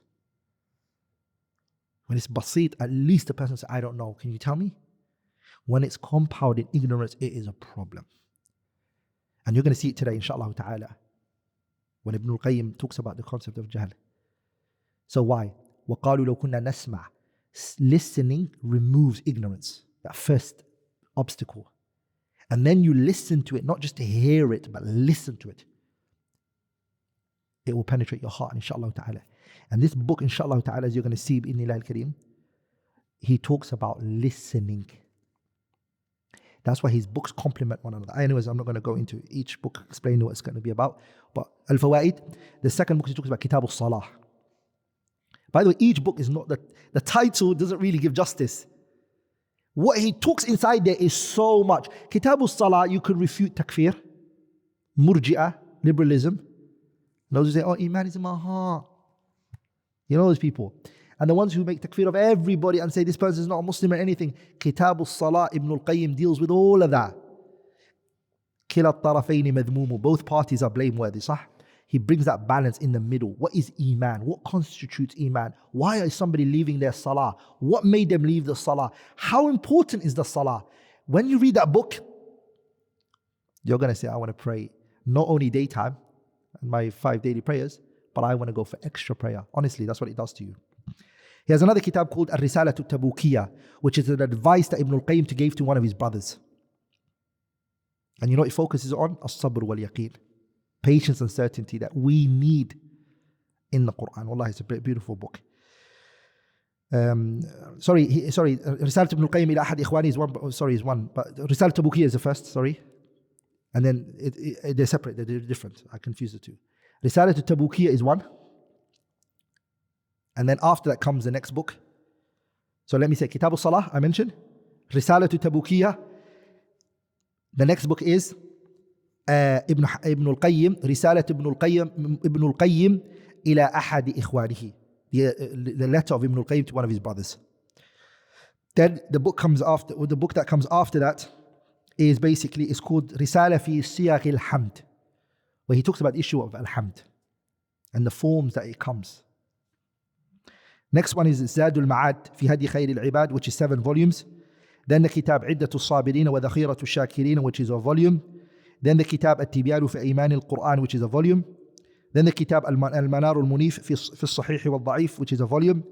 Then the Kitab Ighathatul Lahfan fi Masayid al-Shaytan, which is 2 volumes. Then the Kitab Miftahu Dar al-Sa'ada wa Manshuri Wilayat al-Ilm wal-Irada, which is 3 volumes. Then the Kitab Hadi al-Arwah ila Bilad al-Afrah, which is 2 volumes. Then the Kitab Jala'u al-Afham fi Fadl al-Salati ala Khayr al-Anam, which is a volume. And then the Kitab I'lam al-Muwaqqi'in an Rabbil Alameen, which is 6 volumes. And then the Kitab Tuhfatul Mawdud bi Ahkam al-Mawlud, which is 1 volume. And then the Kitab Rawdatul Muhibbin wa Nusratul Mushtaqin, which is a volume. And then the Kitab Ighathatul Lahfan fi Hukmi Talaq al-Ghadman. And then the Kitab Raf'ul Yadayn fi Salat, which is also mujallad. And also Ighathatul Lahfan fi Hukmi Talaq al-Ghadman is also a volume. The Kitab Raf'ul Yadayn fi Salati, which is also a volume. Tahdib al-Sunan Abi Dawud, which is 3 volumes. Al-Kalamu ala Mas'alati al-Sama', which is a volume. اجتماع الجيوش الإسلامية على غزو المعطلة والجهمية, which is a volume. الفروسية المحمدية, which is a volume. بدائع الفوائد, which is 5 volumes. The Kitab Al-Kafiyatu Shafiyah fil Intisar lil-Firqati Najiyah, which is 3 volumes. As-Sawa'iq al-Mursala ala al-Jahmiyyah wal-Mu'attilah, which is 2 volumes. Al-Ruh, which is 2 volumes. Shifa'u al-Alil fi Masail al-Qada' wal-Qadr wal-Hikmah wal-Ta'lil, which is 2 volumes. Tariq al-Hijratayn wa Babu al-Sa'adatayn, which is 2 volumes. Madarij al-Salikeen, which is 4 volumes. Turuq al-Hukmiyah, which is 2 volumes. Ahkamu Ahli Dhimma, which is 2 volumes. The last and final kitab is Hidayatul Hayara fi al-Radd ala al-Yahudi wan Nasara, which is 1 volume. Those are the 64 books. Okay? And the pages are how many? 22,000. Bidnillah, we will be able to finish Ibn al-Qayyim's works if we go through that program, inshallah ta'ala. Those are what so far published. Allahu alam, if new books are going to come out of his that we've not mentioned, which happens a lot. But just this program alone itself, subhanallah, it will be something for the ummah. Wallahi, it will be a service. We can call it مشروع في دراسة مؤلفات ابن القيم. It's a project, a program where we study the works of Ibn al-Qayyim, rahimahullahu ta'ala. Ibn al-Qayyim, he died the year 751 Hijriya, rahimahullahu ta'ala. May Allah subhanahu wa ta'ala place on him his never-ending mercy. May Allah subhanahu wa ta'ala place his never-ending mercy onto him. May Allah resurrect him ma'a salihin, with the righteous people, with the prophets, with the messengers. May Allah resurrect him with them. إِنَّهُ وَلِيُّ ذَلِكَ وَالْقَادِرُ عَلَيْهِ. Allah is the one who has the ability to do so. If you really want to look at Ibn al-Qayyim's life, there's one main book you should really buy, and you will find more than what I've mentioned, of course. Of course, I haven't mentioned anything. You would find the entire biography of this man in great details. And it's none other than the book written by Al-Imam Al-Allama, Sheikh Bakr ibn Abdullah Abu Zayd, rahimahullahu ta'ala. He authored a kitab called Ibn al-Qayyim al-Jawziyyah, Hayatuhu wa Atharuh. The life of Ibn al-Qayyim and the things that he left behind. That book is a summary, the best book that's been written on the life of Ibn al-Qayyim. You could read his life on the Kitab Dhaylu Tabaqat al-Hanabila by Ibn Rajab. You could read it in Bidayah wa Nihaya by Ibn Kathir. You can also read it in the Kitab Ad-Durar al-Kamina by Ibn Hajar al-Asqalani rahimahullah. Al-Wafayat al-A'yan by Safadi rahimahullah. Shudarat al-Dhahab, you can read it Ibn Imad. الرد الوافر لابن ناصر الدين الدمشقي. بغية الوعاة by السيوطي. النجوم الزاهرة by Ibn Taghri Bardi rahimahullah. البدر الطالع by Muhammad ibn Ali al-Shawkani. You can find it in all those places. But the book that really goes into great details about his life is a man who I call and I refer to him as Ibn al-Qayyim al-Saghir, is Sheikh Bakr ibn Abdullah Abu Zayd. Ibn al-Qayyim al-Saghir. That's who he was. Sheikh Bakr, in this era, he was the small Ibn al-Qayyim. Are we all together, brothers? The person who knew Ibn al-Qayyim the most, who went deep into the works of Ibn al-Qayyim, understood it, and internalized it, is Sheikh Bakr Abu Zayd rahimahullah ta'ala. Sheikh Bakr Abu Zayd is the one who authored the kitab Hilyatu Talib al-Ilm, صح? You all know Hilyatu Talib al-Ilm, right? Sheikh Bakr is the one who authored it. Now let's go into a bit about the book, inshallah ta'ala. A bit about the book, and then we're going to start the book inshallah today, inshallah ta'ala. So before the salah, let's go through the name of the book. The book is called Ad-Daa Wad Da'wa. I'm not going to go into great details of why that is the correct name, but as I said to you, Dar Amil Fawaid publication, as a student of knowledge, when you get told something is somewhere, go and research it yourself and look at it. They have a long discussion of where this change came from. And some of the early muhaqqiqeen, like Sheikh Muhammad Muhyiddin Abdul Hamid, who authored the famous Tuhfat al-Saniyya, Kitab al-Ajrumiyya, right? He had a tahqiq on the kitab early. He mentions that name, Al-Jawab al-Kafi, liman sa'ala ani dawa'i shafi, and then after that, people followed through with that. But the correct name on the earliest manuscripts is Ad-Daa Wad Da'wa. But the author never gave it any name. The author, Ibn al-Qayyim, did not give it any name. But some of the earliest manuscripts that were found, it says Ad-Daa Wad Da'wa written on it. And the book was first published in India. The first time it was published, Ibn al-Qayyim's Kitab Ad-Daa Wad Da'wa, is actually India. And then after that, Egypt published it. So India, when it comes to many of the Islamic books, you would find they were the earliest people to publish it. Are we all together? India had, they were ahead in civilization when it came to this. And they've served the deen in a very large and a very high level. One of the great imams of our era, one of the giants of Al-Islam, a mountain of knowledge, Abdulrahman ibn Yahya al-Muallimi, spent his life in in India. He's a Yemeni scholar, but he lived in India, married an Indian woman, and he stayed in Hyderabad, Deccan. There's a maktaba, he sat in, rahimahullah. I went there, I saw it. I saw it. It's Maktabat Dar al-Ma'arif al-Uthmaniyah. He used to sit there, rahimahullah ta'ala. They call him Dhahabi al-Asr. Sheikh Bakr Abu Zayd and Sheikh al-Albani, rahimahullah, they used to call him Dhahabi of our time, and Imam al-Dhahabi of our era. Sheikh Abdulrahman al-Malimi, that's how he was. Powerful, giant in knowledge. He did tahqiqat of so many books when he was there.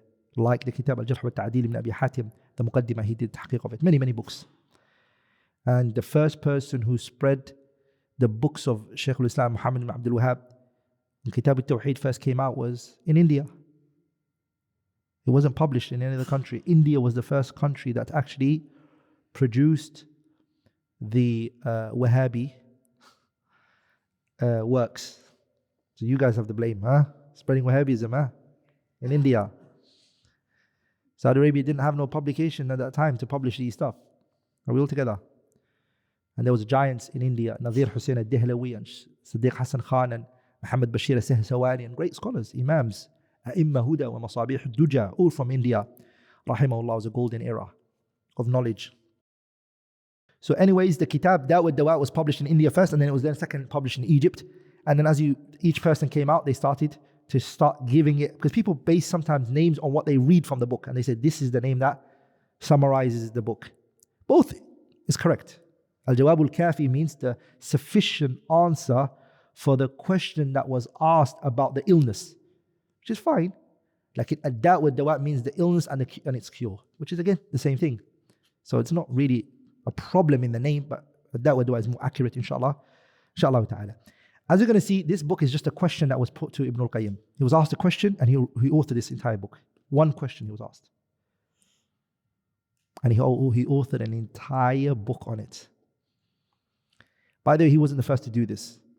On this particular issue, this same issue, exactly, I wouldn't say same, but I'll say similar, 99.9% question was put to his teacher, Ibn Taymiyyah. He answered it, but very small.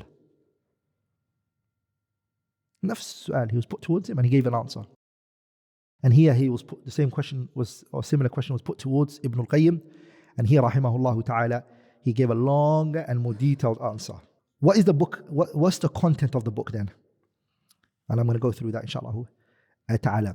Ibn al-Qayyim, he starts his book by telling us every single illness has a cure.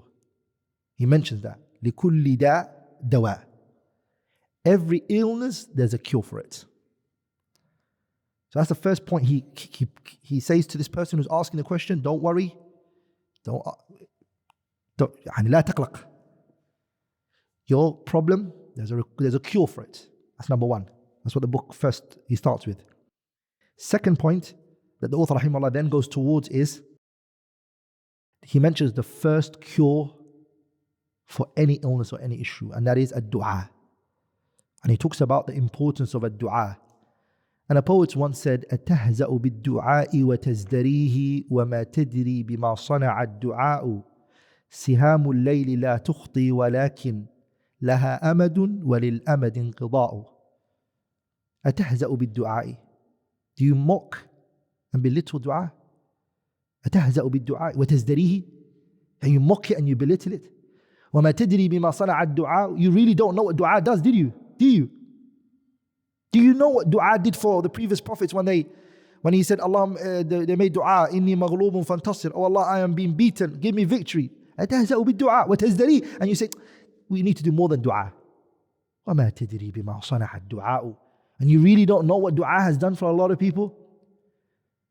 صح? وتهزأ بالدعاء وتزدريه وما تدري بما صنع الدعاء سهام الليل. It's an arrow that was thrown at night time. سهام الليل لا تخطي ولكن, and it doesn't miss its target, but it might take time.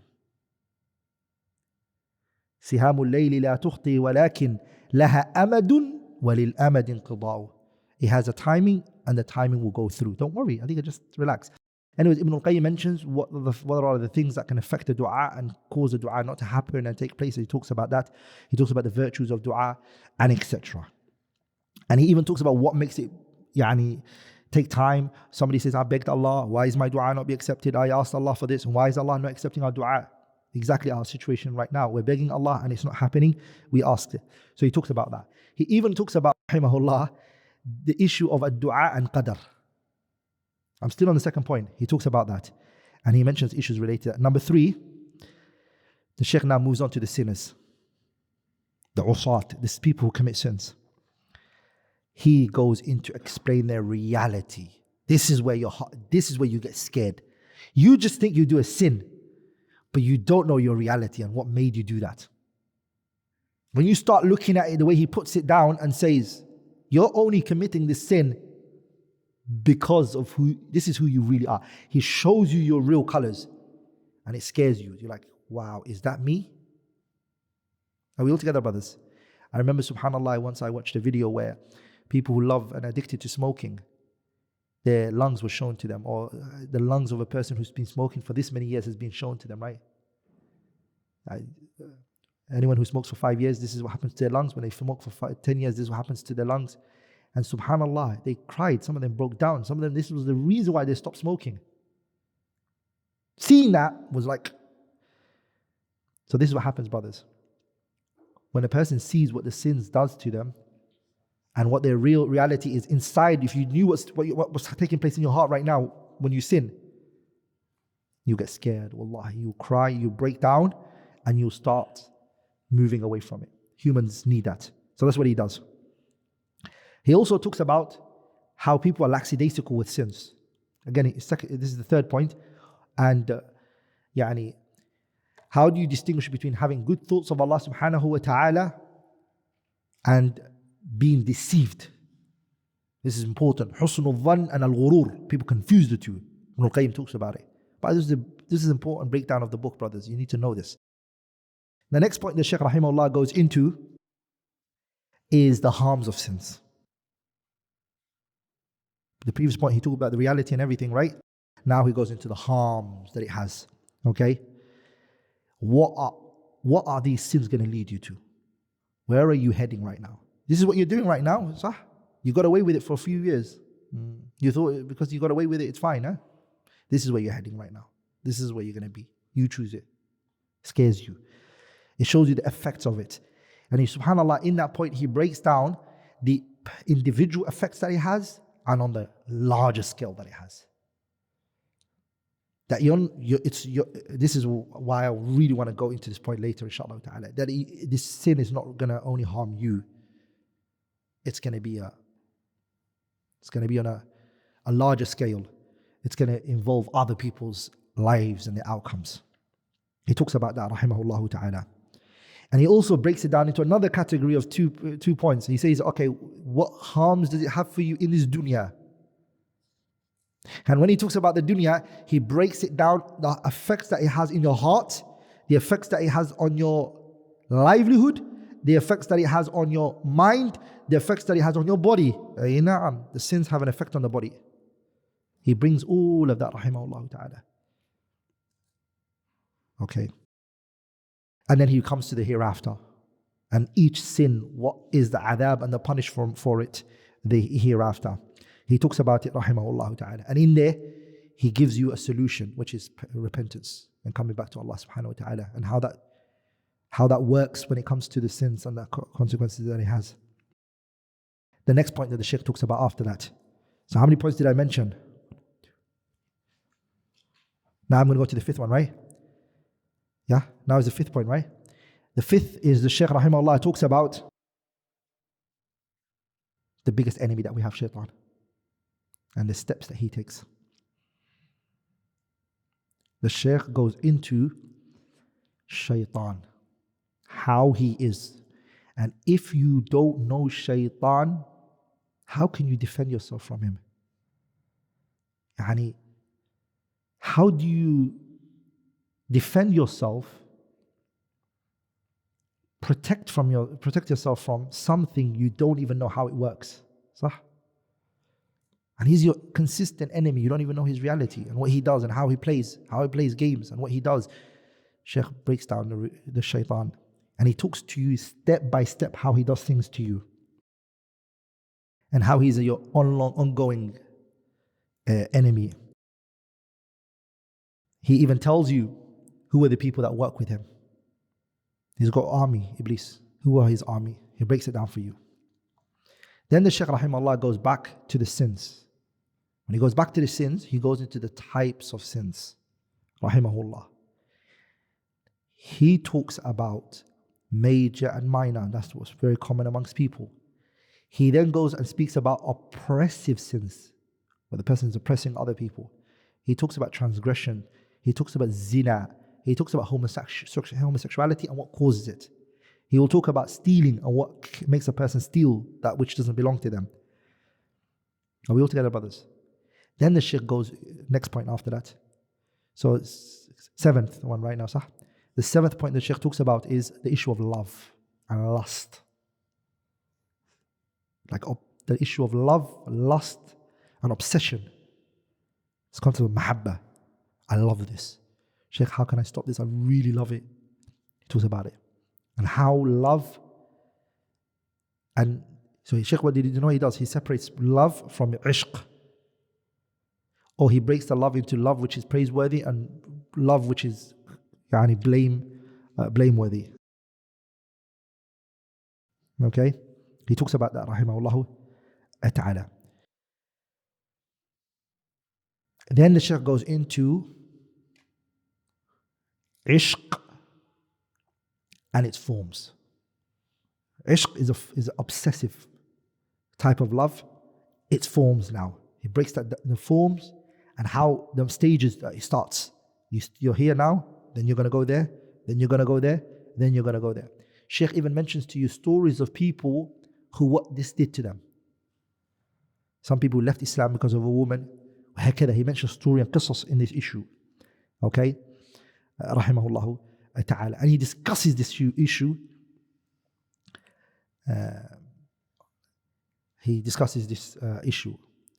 Then he goes into a hadith where people tend to use, Sufi and others tend to use it, where they say that the Prophet said, Man ashaqa, anyone who has ishq in him, fa'affa, and then is chaste, right? Protects himself. Famata, and he dies protecting himself. Fawa shahidun, he's a martyr. Ibn Qayyim goes into the hadith, is fabricated, is made up, it doesn't exist, and he expands on that. Those are the main points that he talks about, but we can't summarize this book. Like the points he goes through, under each one is principles, books, lectures, like everything is in there. Language, we're going to learn from it. Tafsir, we're going to learn from it. Usul al-fiqh, we're going to learn from it. Qawa'id al-fiqhiyya, we're going to learn. Mustalah hadith, we're going to learn from it. And mainly, our hearts are going to be filled with so much advices. Inshallah ta'ala, we're going to start the explanation of the kitab Ad-Daa Wad Da'wa, written by Ibn Qayyim rahimahullah ta'ala. My son Ibrahim is going to read for us. فليتفضل مشكورا مأجورا. بسم الله الرحمن الرحيم وبه نستعين.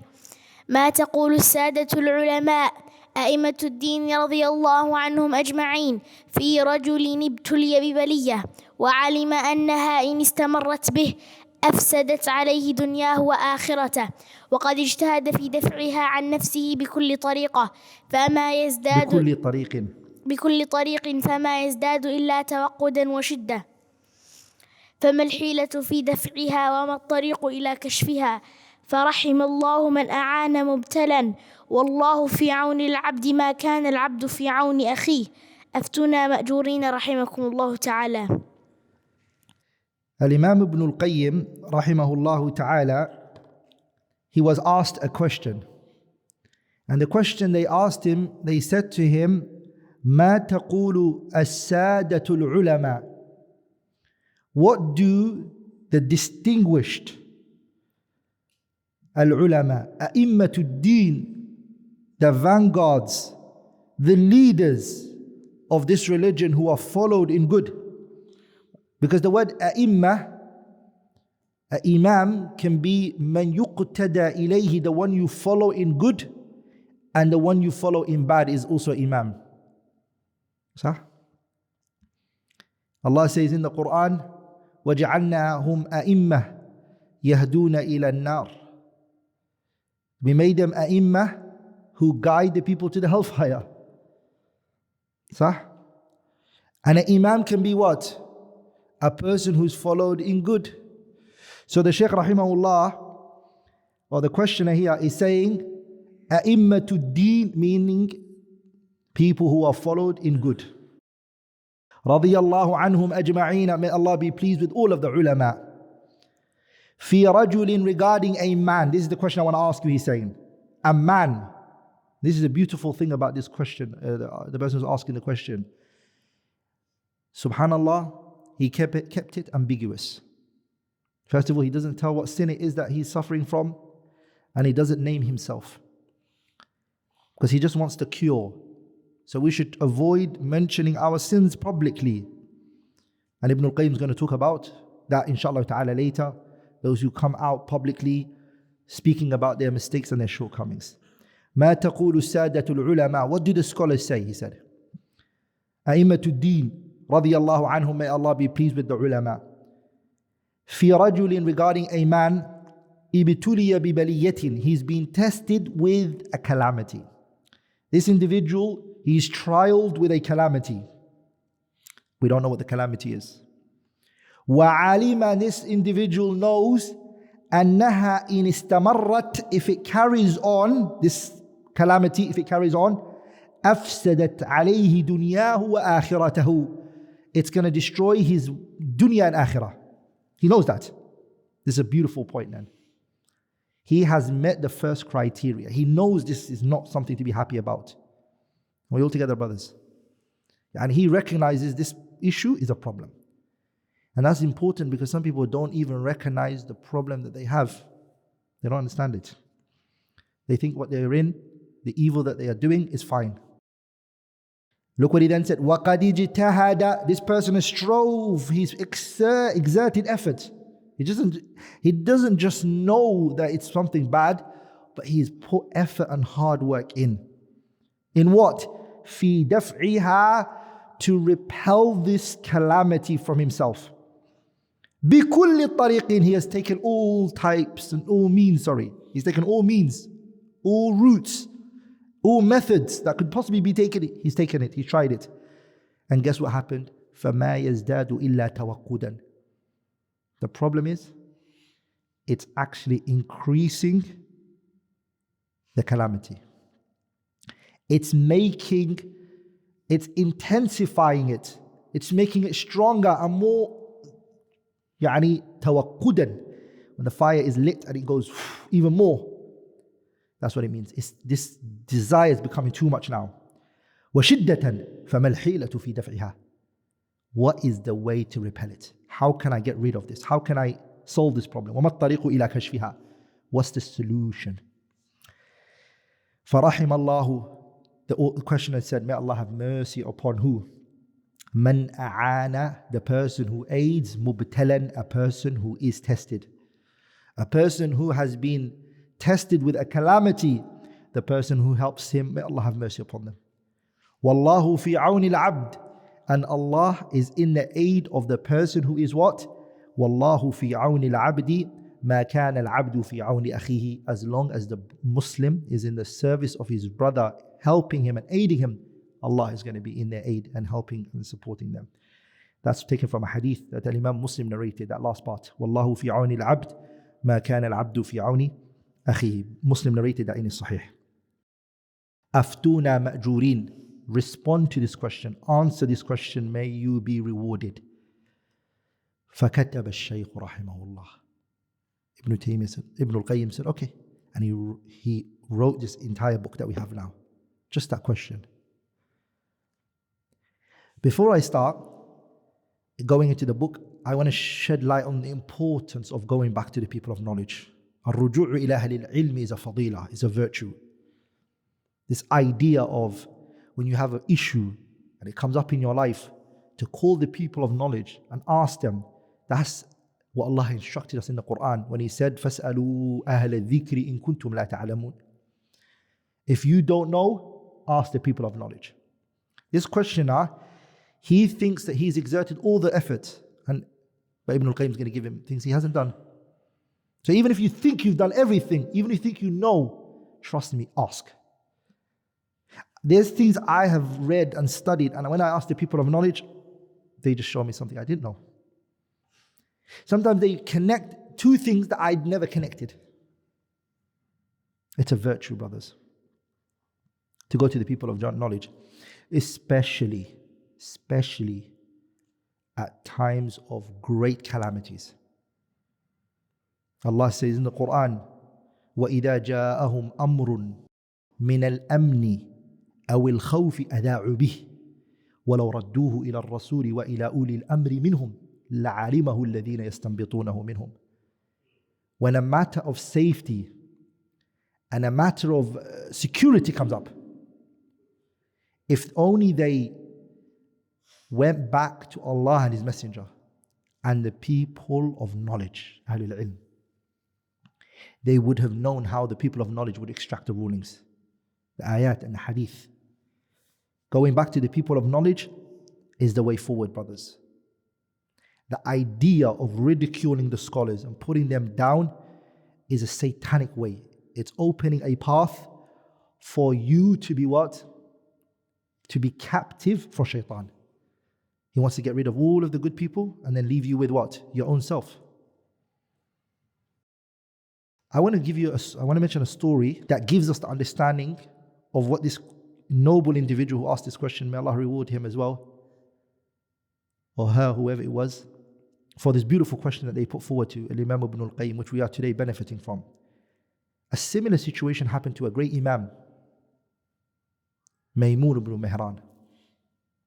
Maymun ibn Mihran was a very close individual to Umar ibn Abdul Aziz.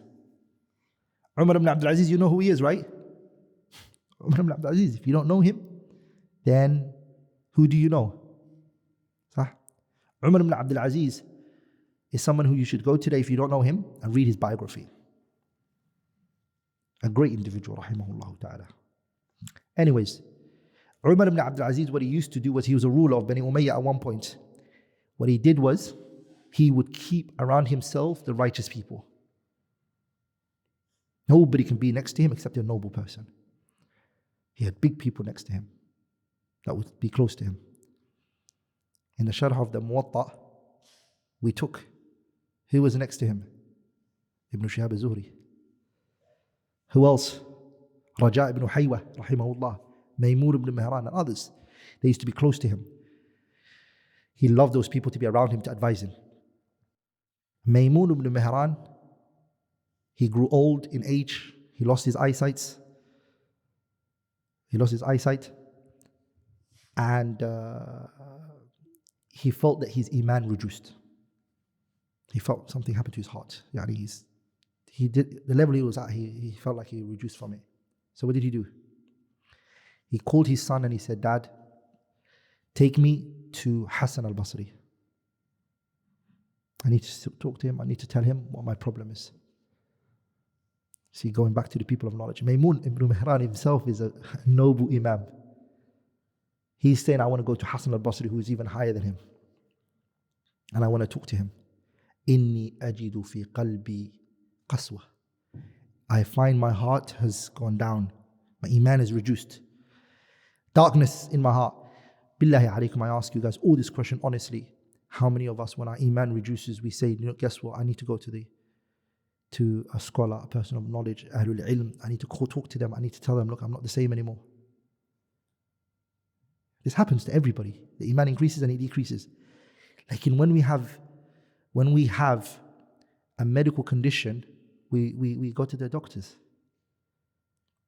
We also go for medical attention for Iman as well. So we don't go to a doctor, ulama, ahlul ilm, just like this person did. So his son said, Dad, I can take you. So he took his father's hand, Maymun ibn Mihran, and he took him to Hassan al-Basri. He knocked on the door of Hassan al-Basri. When he knocked on the door of an Imam al-Hassan al-Basri's house, his servant opened the door. She opened the door, and when she opened the door, she said, Man, who is at the door? Who's standing at the door?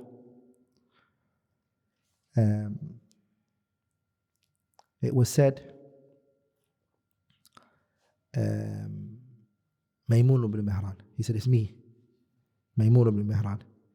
She said, Ya Shaykh as-su' ma abqaka fi hadha zaman as-su'. Oh, you evil Imam, why are you alive at this evil time? You're evil, why are you alive at this evil time? And he started to cry. Hassan al-Basri came down and said, what's happening here? And they told him, Maymun ibn Mihran is at the door wanting to talk to you. He said, come in. He came in, he sat down. He said, what brought you here? He said, my heart, my iman has gone down. The man who's just crying right now, weeping at the front door, is saying, we can sense his heart is alive, right? He's still saying, my heart is dead. He said to him, when he told him that he's got this issue, he said to him, أعوذ بالله من الشيطان الرجيم أفرأيت إن متعناهم سنين ثم جاءهم ما كانوا يوعدون ما أغنى عنهم ما كانوا يمتعون.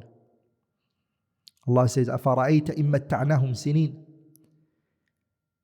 Do you not see, Muhammad, do you not see that if we make these people enjoy themselves for a bit of time on this earth, we give them 100 years, 150, whatever, 90 years, 70 years, whatever it may be.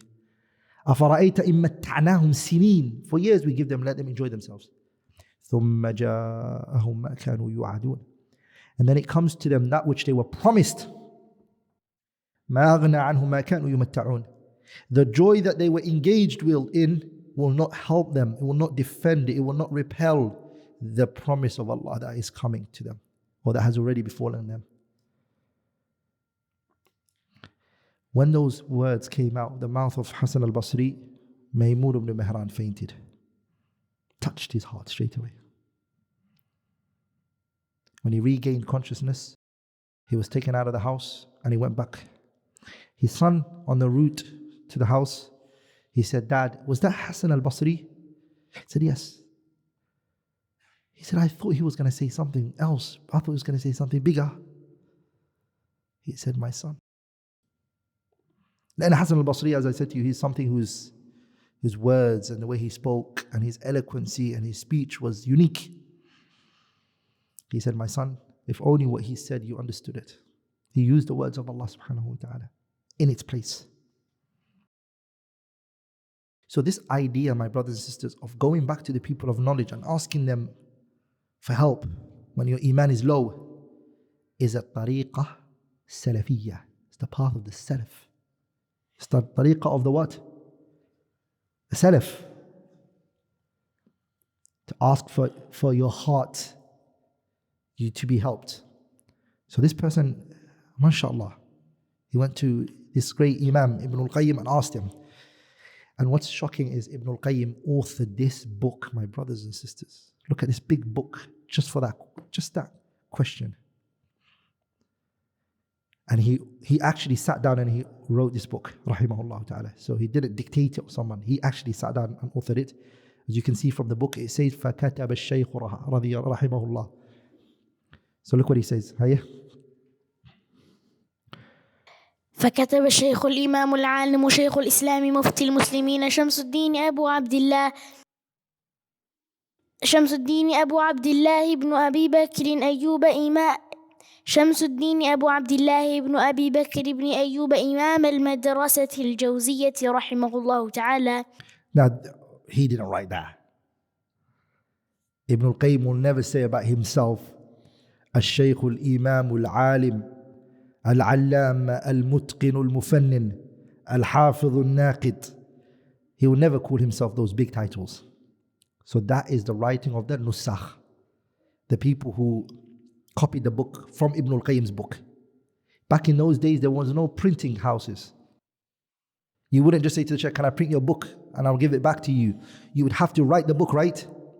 So the student, when he writes the book, how is he going to know this book that he's written here, that's in his house, is Ibn Qayyim's book? What does he do?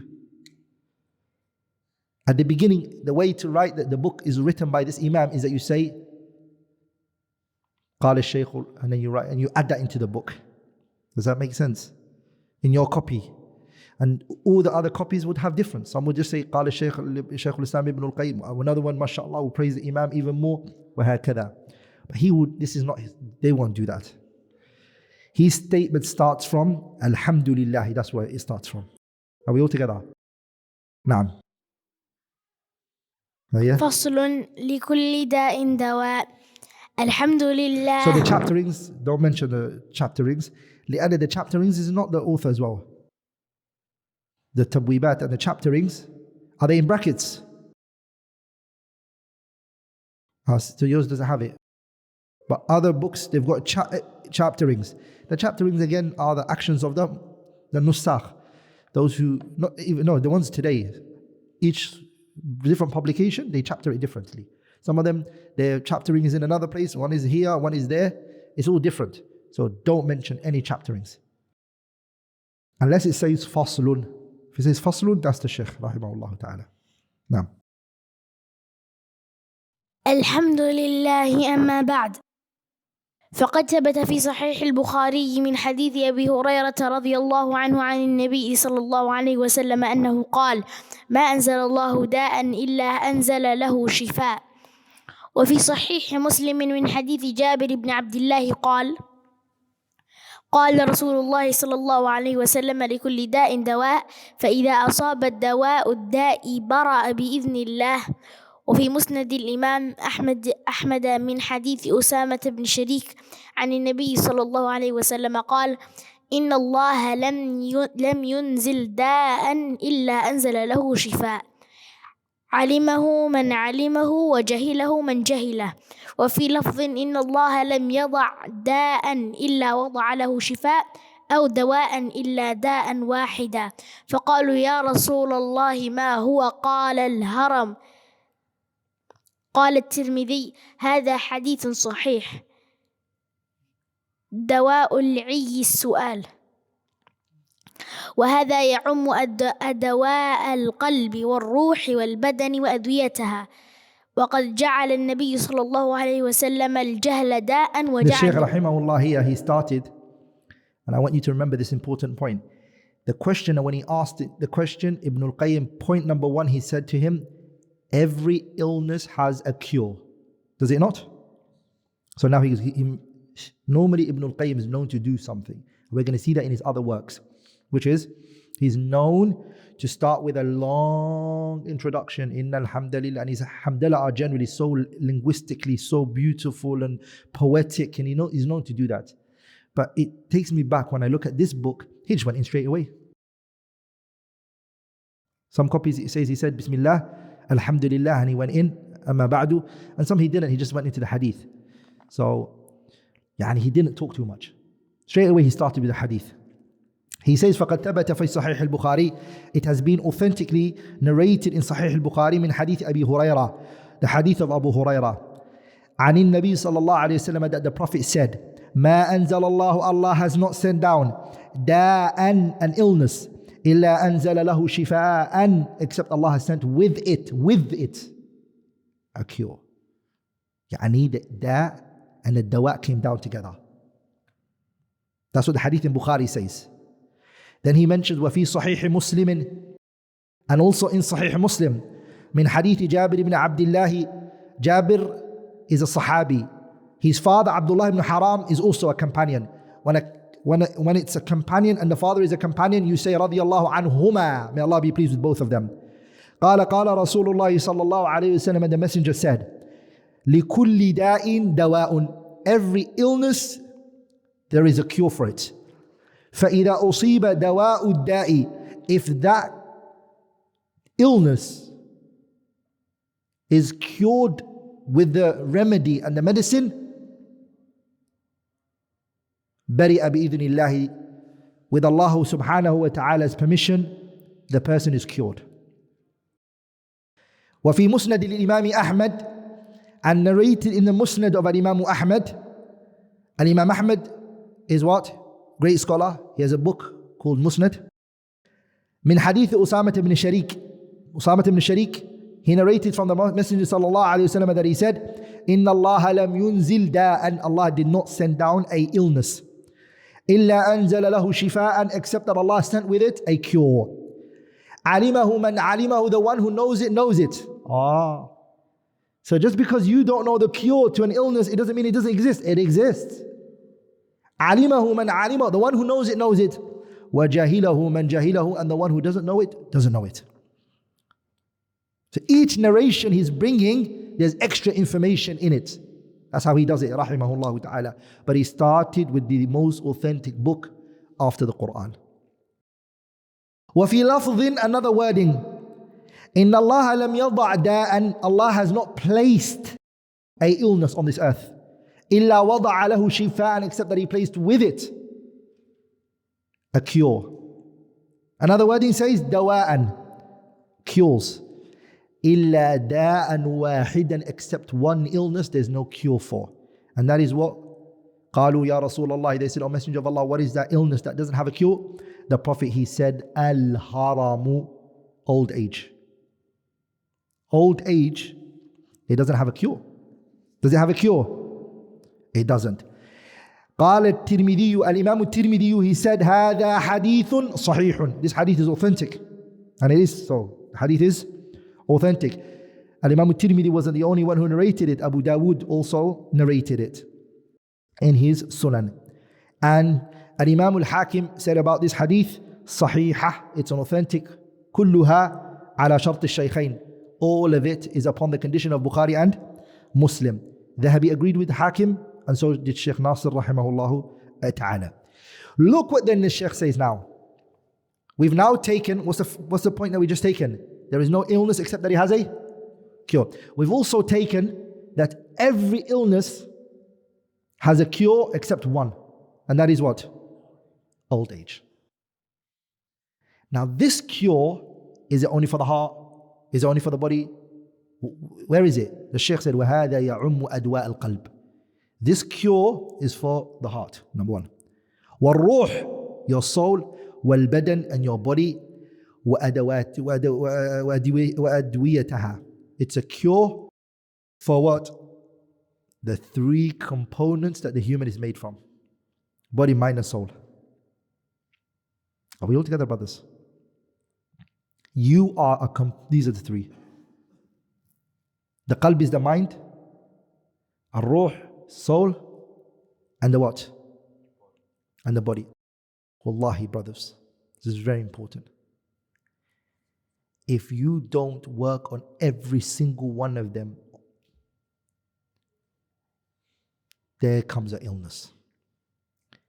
The people who work only on the body, feeding it, taking it to the gym, looking nice, creaming their face, skin, take care of this one, sisters, makeup, this and that, all of that. Night, what's it called? Night cream or whatever. And daytime she wears another cream, and then she has a showery thing that she puts on and all of that. Khair, do it. May Allah protect your skin for you and your body. Lakin, she's only focusing on her outer appearance. And the brothers nowadays, they do their nails. Some mashakil nowadays. Some brothers, they do, what's it called, pedicure, medicure, whatever. All of that. Nails are done. Skin's taken off, the dead skin is taken off the hands. La ilaha illallah Muhammadur Rasulullah. So you shake a brother's hand, it's so soft. It's softer than your pillow. Are we all together, brothers? Some brothers already started looking at their hands. No problem, it's not you. I'm not talking about you. I'm talking about the other people on the other side. Our hands are strong, Allah barik, sah, brothers. So look, the person's only taking care of their body. What about the mind? And what about the soul? The mind is what? Knowledge. Knowledge.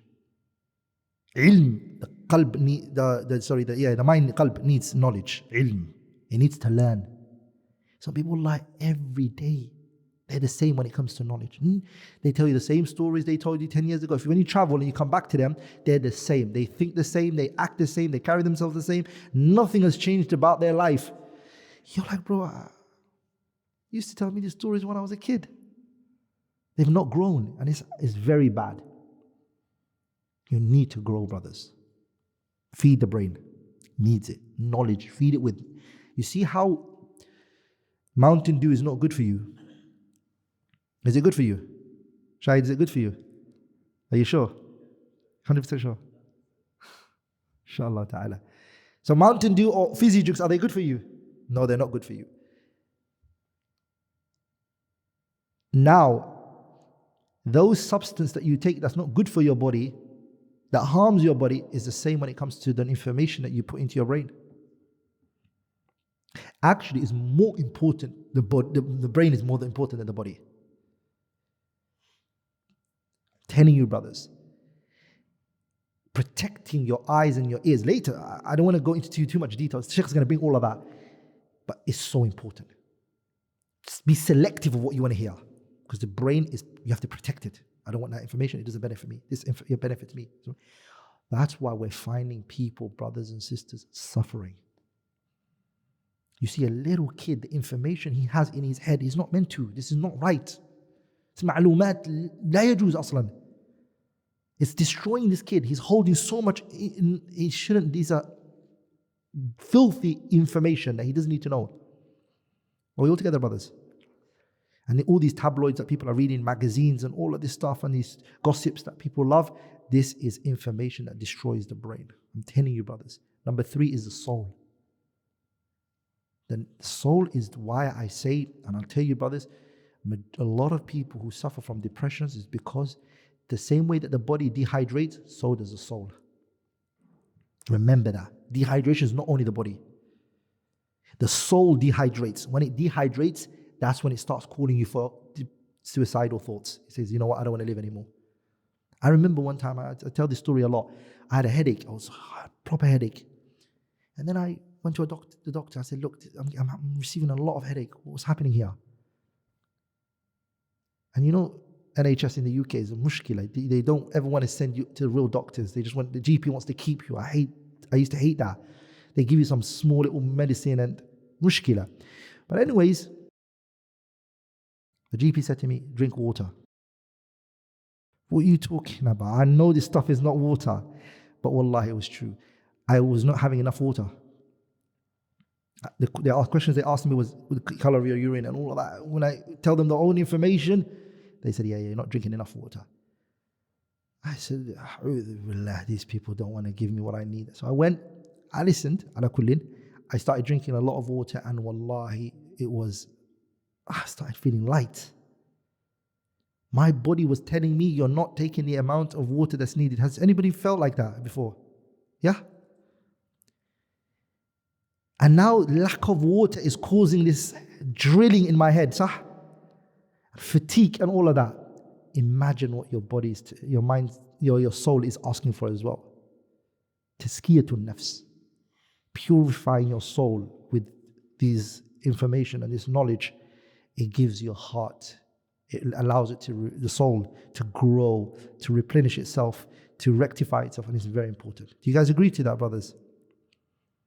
Now, I'm not saying every suicidal thought is because of this. No, it's not. But I believe a lot of it is. A lot of it is. So now what I want you to know is this kitab Ad-Daa Wad Da'wa is going to be Dawa'ul Qalbi wal Ruhi wal Badan. Sheikh is going to mention food to eat from the Sunnah and all of that. And I'm going to bring some from the prophetic medicine and all of that, things to use. Are we all together, brothers? Good for your body.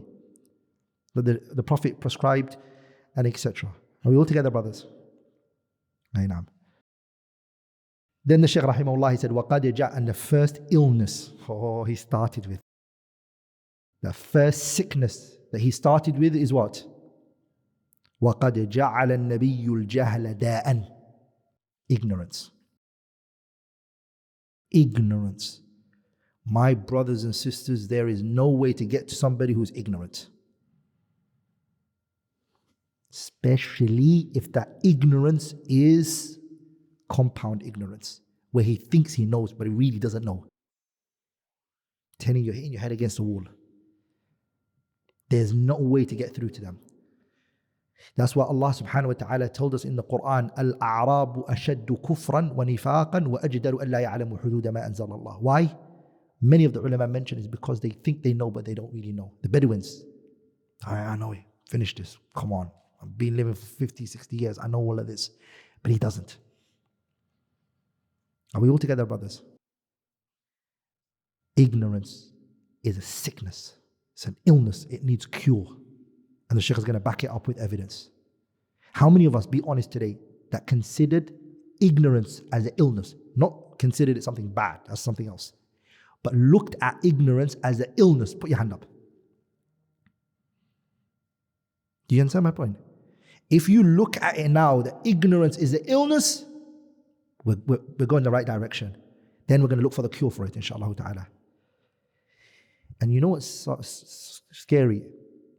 What ignorance is the one that the Shaykh started here with, and it's the most scariest one in the sense where it's an illness you're born with.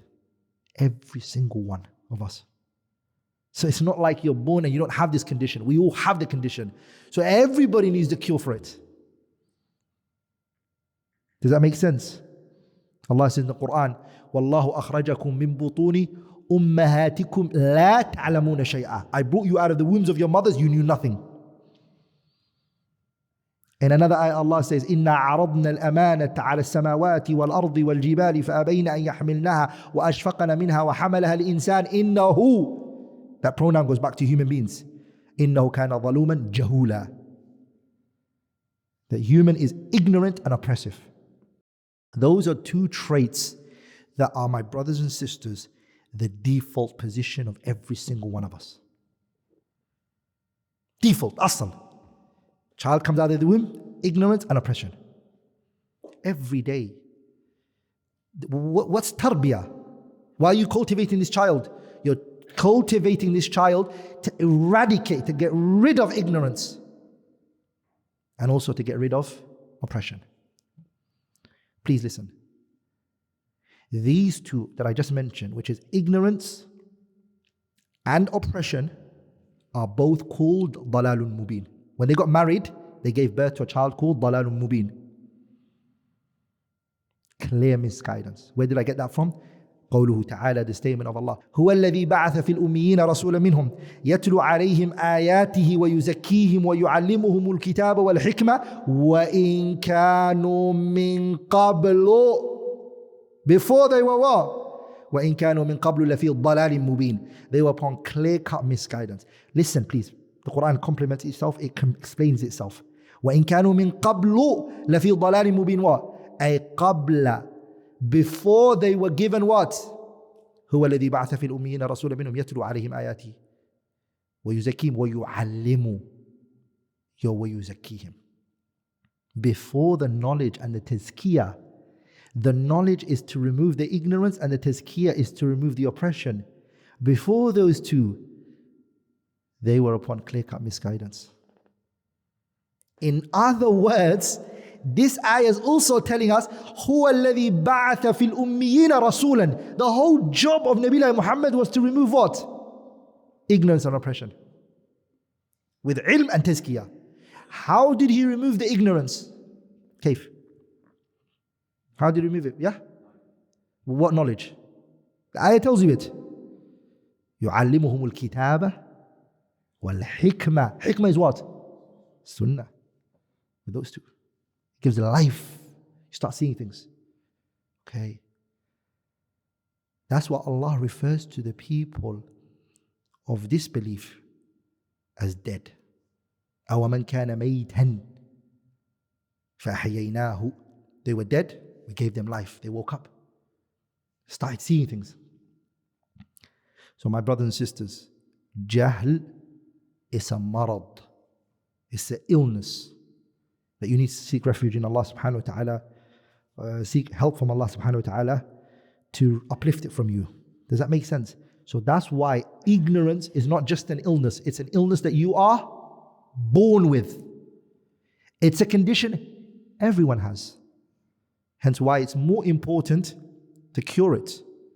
Whereas other illnesses that you find, some people have it, some people don't have it. Sah? Okay. So what's the cure for ignorance? The Shaykh is going to tell us it. Now the cure he means is the cure already told you, it's knowledge, right? But what's the means to knowledge? Kaif? He tells you here. وجعل وقد جعل النبي صلى الله عليه وسلم الجهل داء وجعل دواءه سؤال العلماء. The Prophet sallallahu alaihi wasallam, what did he make? He made ignorance an illness. And what did he make the cure of ignorance? Asking the people of knowledge. Now, we love Ibn Qayyim. Do we not? We love Ibn Qayyim, right? We admire him. We look up to him. But even though we love him, we want everything he tells us to give us evidence. That's a policy with everybody. We respect him, we admire his understanding, but he needs to back up everything he says with evidence, and that's what you're going to see in this book and in all of his works. And his teacher and the great scholars of Islam, they're never too shy to tell you where I got this from. It's from Allah's verse, the hadith, ayah. And that's the policy that you live your life by, wallahi. That whoever tells you something, it doesn't matter who it is, whoever it is, if you can understand it, say, Sheikh, is there evidence for it? The person who loves the deen will say, Jazakallah khairan for asking me. Qala ta'ala. The one who's scary, who you should be worried about, is the one who gets offended when you say that to him. Why are you asking me a question? Do you know who I am? Some people believe that. Man qala li shaykhihi lima la yuflah. They say, whoever says to his shaykh, how? What's the evidence for this issue? Wallah, you're never going to find success. Some of them believe that. Are we all together? So now the Shaykh is going to give us evidence, rahimahullah ta'ala. فروى أبو داود في سننه من حديث جابر بن عبد الله قال: خرجنا في سفر فأصاب رجلا منا حجر فشجه في رأسه ثم احتلم فسأل أصحابه فقال: هل تجدون لي رخصة في التيمم؟ قالوا: ما نجد لك رخصة وأنت تقدر على الماء فاغتسل. فمات. فلما قدمنا على رسول الله أخبر بذلك فقال: قتلوه قتلهم الله، ألا سألوا إذ لم يعلموا، فإنما شفاء العي السؤال، إنما كان يكفيه أن يتيمم ويعصر أو يعصب على جرحه خرقة ثم يمسح عليها ثم يمسح عليها ويغسل سائر جسده. The author rahimahullah, he now mentions his evidence for what he just said, that ignorance is a what? Illness. He says, Abu Dawood narrated in his Sunan من حديث جابر بن عبد الله. Jabir ibn Abdullah said, خرجنا في سفر, we went out on a journey with the Messenger sallallahu alaihi wasallam. We went out on a journey, فأصاب رجلا منا, they went out on a journey with the Prophet ﷺ, and a man from amongst them was wounded. فَأَصَابَ رَجُلًا مِنَّا حَجَرٌ, a man from amongst us, he got hit by a rock, a stone. And what it did is فَشَجَّ فِي رَأْسِهِ, it basically hit him on his head, and it basically left a mark. Not only just a mark, it was gushing with blood. Bleeding heavily. So what they do, they took a cloth, tied his head with it after they helped him and cleansed it, and then they put a cloth on it to stop the bleeding, right? ثُمَّ احْتَلَمَ. The problem happened is that the man had a wet dream now. He went to sleep at night and he had a wet dream. فَسَأَلَ أَصْحَابَهُ, he asked his companions, his friends, هَلْ تَجِدُونَ لِي رُخْصَةً فِي التَّيَمُّمِ? Can you guys find me a concession, a means for me to do tayammum? Tayammum, you all know what a tayammum is. It's a second form of purification. First it's water and then it's tayammum. He doesn't want to use water because he's going to have to do ghusl, complete bathing, but in a ritual manner. It's not just a bathing. So can you find for us, or can you find for me, he said, a concession on this issue? And they said to him, ما نجد لك رخصة. We cannot find for you any means, any way out of this. You have to do your ghusl, brother. Because they believe, according to their fiqh, is that the only time when there is a concession is when there is no water. إذا فقد الماء, if the water is absent, إذا فقد الماء جاز التيمم. That's their قاعدة. If the water is missing, then it's permissible. But now the water is there, and they're taking the other قاعدة, which is إذا وجد الماء بطل التيمم. If water is found, tayammum is batil, it doesn't happen. That's all they know, so for example. So they said, no, we can't find you any rukhsa. There's a rukhsa and there's azima, right? Azima is what they're telling him to do right now. Rukhsa is the easy way out. No, we can't find you it.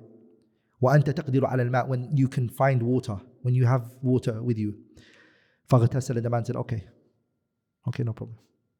So he took water and he showered. The ghusl, water has to reach every part of your body, right? So the water went on his wound. فَمَاتَ, the man died. The death was caused by their fatwa and what they said to him. And that's when he does the ightisal and he died, rahimahullah. Radiyallahu anhu. فَلَمَّا قَدِمْنَا, when they came to the Prophet sallallahu alaihi wasallam, أُخْبِرَ بِذَلِكَ, they told him, there was this man, this happened, he had a wound on his hand, he ihtalam, he asked us a question, if he can do tayammum. We said, no, you can't do tayammum. And then he went and he done ghusl and he died. O Messenger of Allah, what do you think about this? The Prophet said, قَتَلُوهُ قَاتَلَهُمُ اللَّهُ. أَمَا قَتَلُوهُ قَتَلَهُمُ اللَّهُ. They killed him, may Allah kill them. That's what the Prophet said. The Prophet got very upset. There were times the Messenger ﷺ was like that. He was very tough. There was a noble companion in the middle of a battle. He killed a man wrongly. Not Usama ibn Zayd, another companion. When he killed a Muslim, the Prophet was told. The Prophet said, did you kill this man? He said, yes, I did. He said, O Messenger of Allah, ask Allah's forgiveness for me. The Prophet said, may Allah never forgive you. May Allah, la ghafar Allahu lak. The man became very sad, and after a while he died. When he died, the Sahabas went and they buried him. And they put him under the ground and the earth spat him out. And they went put him back in it and it spat him out again. And then they buried him again and it spat him out the third time. Then they said, maybe there's an enemy that's coming, that's taking him out. We have to protect it. So they went and they protected the grave. And they saw it with their own eyes, the earth just spitting him out. They came to the Prophet, Rasulullah, what's this? What's happening here? He said that this earth has kept in people worse than him. But it chose to spit him out as a lesson for every single one of you. He's a Muslim. But it's kept disbelievers. The reason why it's spitting him out is a lesson for every single one of you guys. Are we all together, brothers? Hadith Abi Dawood narrated it. في Sunanihi. Shaykh Albani graded it to be Hassan. Not Ibn Majah narrated it in his Sunan. Shaykh Nasr rahimahullah graded it to be Hassan. So there were times the Prophet ﷺ would say these things. قَتَلُوهُ قَتَلَهُمُ اللَّهُ أَلَا سَأَلُوا إِذْ لَمْ يَعْلَمُوا. Why did you not ask if you didn't know? فَإِنَّمَا شِفَاءُ الْعِيِّ السُّؤَالِ. There you go. The cure to ignorance is what? Asking. The cure. Ignorance is a sickness now. Is to ask. As for this part of the hadith where it says, إِنَّمَا كَانَ يَكْفِي أَن يَتَيَمَّمَ وَيَعْصِرَ, from this part of إِنَّمَا كَانَ يَكْفِي is ضعيف. It's not authentic. Are we all together? Up to this part, فَإِنَّمَا شِفَاءُ الْعِيِّ السُّؤَالِ, the hadith is Hassan. This last part of where it starts from إِنَّمَا كَانَ يَكْفِيهِ, from that part onwards to the ending of the hadith, it's weak. It's not authentic. But let's explain what it means. Enough for this man was what? إِنَّمَا كَانَ يَكْفِيهِ أَن يَتَيَمَّمَ وَيَعْصِرَ. Enough for him was, or sufficient for him to perform tayammum and to press a bandage over his head, yani the bandage he had on his head that he placed, for him to wipe on that was enough for him. Okay? وَيَغْتَسِلَ سَائِرَ جَسَدِهِ, and the remaining of his body, he could have just wiped it. That's it. That was enough for him. And then the Prophet said, then Shaykh said, فَأَخْبَرَ أَنَّ الْجَهْلَ دَاءٌ وَأَنَّ شِفَاءَهُ السُّؤَالِ. There you go. The Prophet told us here that ignorance is an illness and its cure is asking the people of knowledge. We're going to carry on after Salah. BarakAllahu feekum wa jazakumullahu khairan. So inshallah ta'ala, we're going to carry on the explanation of the kitab Ad-Daa Wad Da'wa Ibn Qayyim rahimahullahu ta'ala. Naam. فأخبر أن الجهل داء وأن شفاؤه السؤال. وقد أخبر سبحانه عن القرآن أنه شفاء، فقال الله تعالى: ولو جعلناه قرآنا أعجميا لقالوا لولا فصلت آياته أعجمي وعربي قل هو للذين آمنوا هدى وشفاء. وقال: وننزل من القرآن ما هو شفاء ورحمة للمؤمنين. The Shaykh rahimahullah, he says, فأخبر, Allah informed us, the Prophet informed us, أن الجهل داء, that ignorance is an illness, وأن شفاءه, and its cure is السؤال, asking. وقد أخبر سبحانه, Allah has informed us subhanahu wa ta'ala regarding عن القرآن أنه شفاء. Allah has informed us and told us that the Qur'an is a remedy, it's a cure. فقال تعالى, Allah says subhanahu wa ta'ala, وَلَوْ جَعَلْنَاهُ قُرْآنًا أَعْجَمِيًّا, and if we had made it, Allah says, the Qur'an a non-Arabic Qur'an, a non-Arabic text, لَقَالُوا, they would have said, the people, لَوْلَا فُصِّلَتْ آيَاتُهُ, they would have said, why is its verse unexplained? Why is it unclear? أَعْجَمِيٌّ وَعَرَبِيٌّ, Allah says subhanahu wa ta'ala, it is foreign. And he questioned, this book, is it a foreign book? And then Allah tabaraka wa ta'ala, he says, وَعَرَبِيٌّ, in reality, it is sent to an Arab. وَعَرَبِي here, it means a Nabiullah Muhammad. Nabiullah Muhammad is an Arab. So the text is going to be in another language and the person is an Arab. How would that work? قُلْ, say to them, هُوَ لِلَّذِينَ آمَنُوا, Muhammad, say to them and tell them, who the Qur'an is, لِلَّذِينَ آمَنُوا, the ones who believe, hudan, a guidance, وَشِفَاءٌ, and a cure. The Qur'an is a what? It's a guidance, number one, and it's also a cure. For who? Lakin لِلَّذِينَ آمَنُوا, those who believe in it. وقال, Allah also said subhanahu wa ta'ala, وَنُنَزِّلُ, Allah subhanahu wa ta'ala, he said, and we reveal, min al-Qur'ani, we reveal the Qur'an, ma huwa shifa'un, a cure. We reveal this Qur'an as a cure, wa rahmatun, and a mercy, lil mu'minina, for the believers. So the Qur'an, from those two verses that we've just taken, what have we taken that the Qur'an is? The Qur'an is guidance, number one. Also what? A cure. And also a mercy. Those are three characteristics that we have just taken that the Qur'an is. But the Shaykh only wants one from it. And that is what? It's a cure. That's what he's trying to prove, rahimahullahu ta'ala. Naam. ومن هنا لبيان الجنس لا للتعبيض لا للتبعيض فإن القرآن كله شفاء فإن القرآن كله شفاء فإن القرآن كله شفاء كما قال في الآية المتقدمة فهو شفاء للقلوب من داء الجهل والشك والريب فلم ينزل الله سبحانه من السماء شفاء قط أعم ولا أنفع ولا أنفع ولا أعظم ولا أشجع ولا أنجع. ولا أشجع هي. ولا أنجع في إزالة الداء من القرآن. The Shaykh here, he says, he's now teaching us a linguistic Arabic benefit. He says this ayah, وَنُنَزِّلُ مِنَ الْقُرْآنِ مَا هُوَ شِفَاء.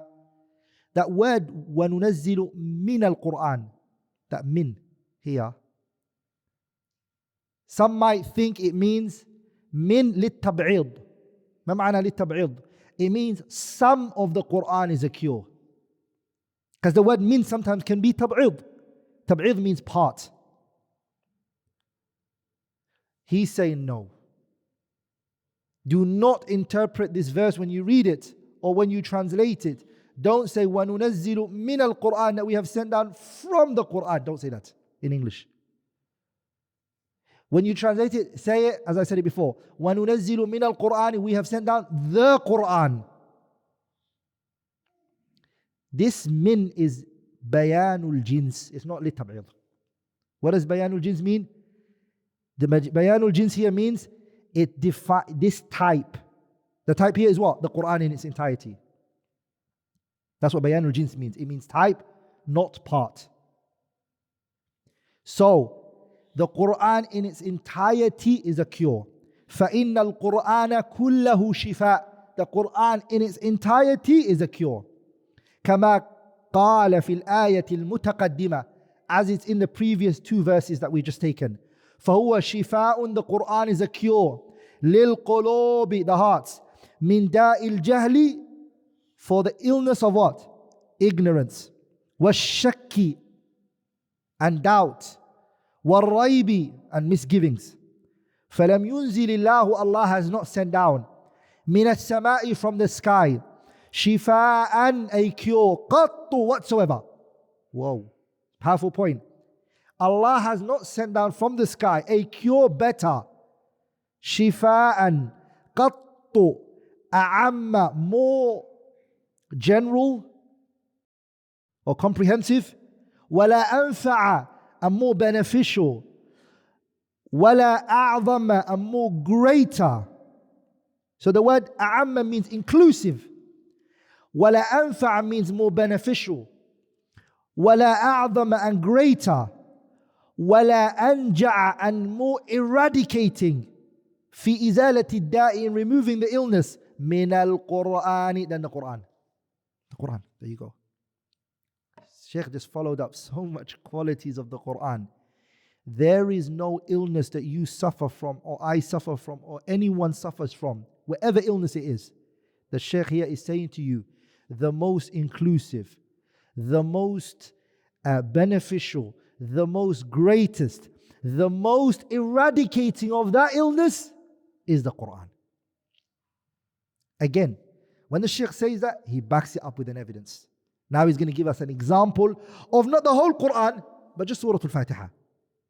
Imagine if the whole Qur'an.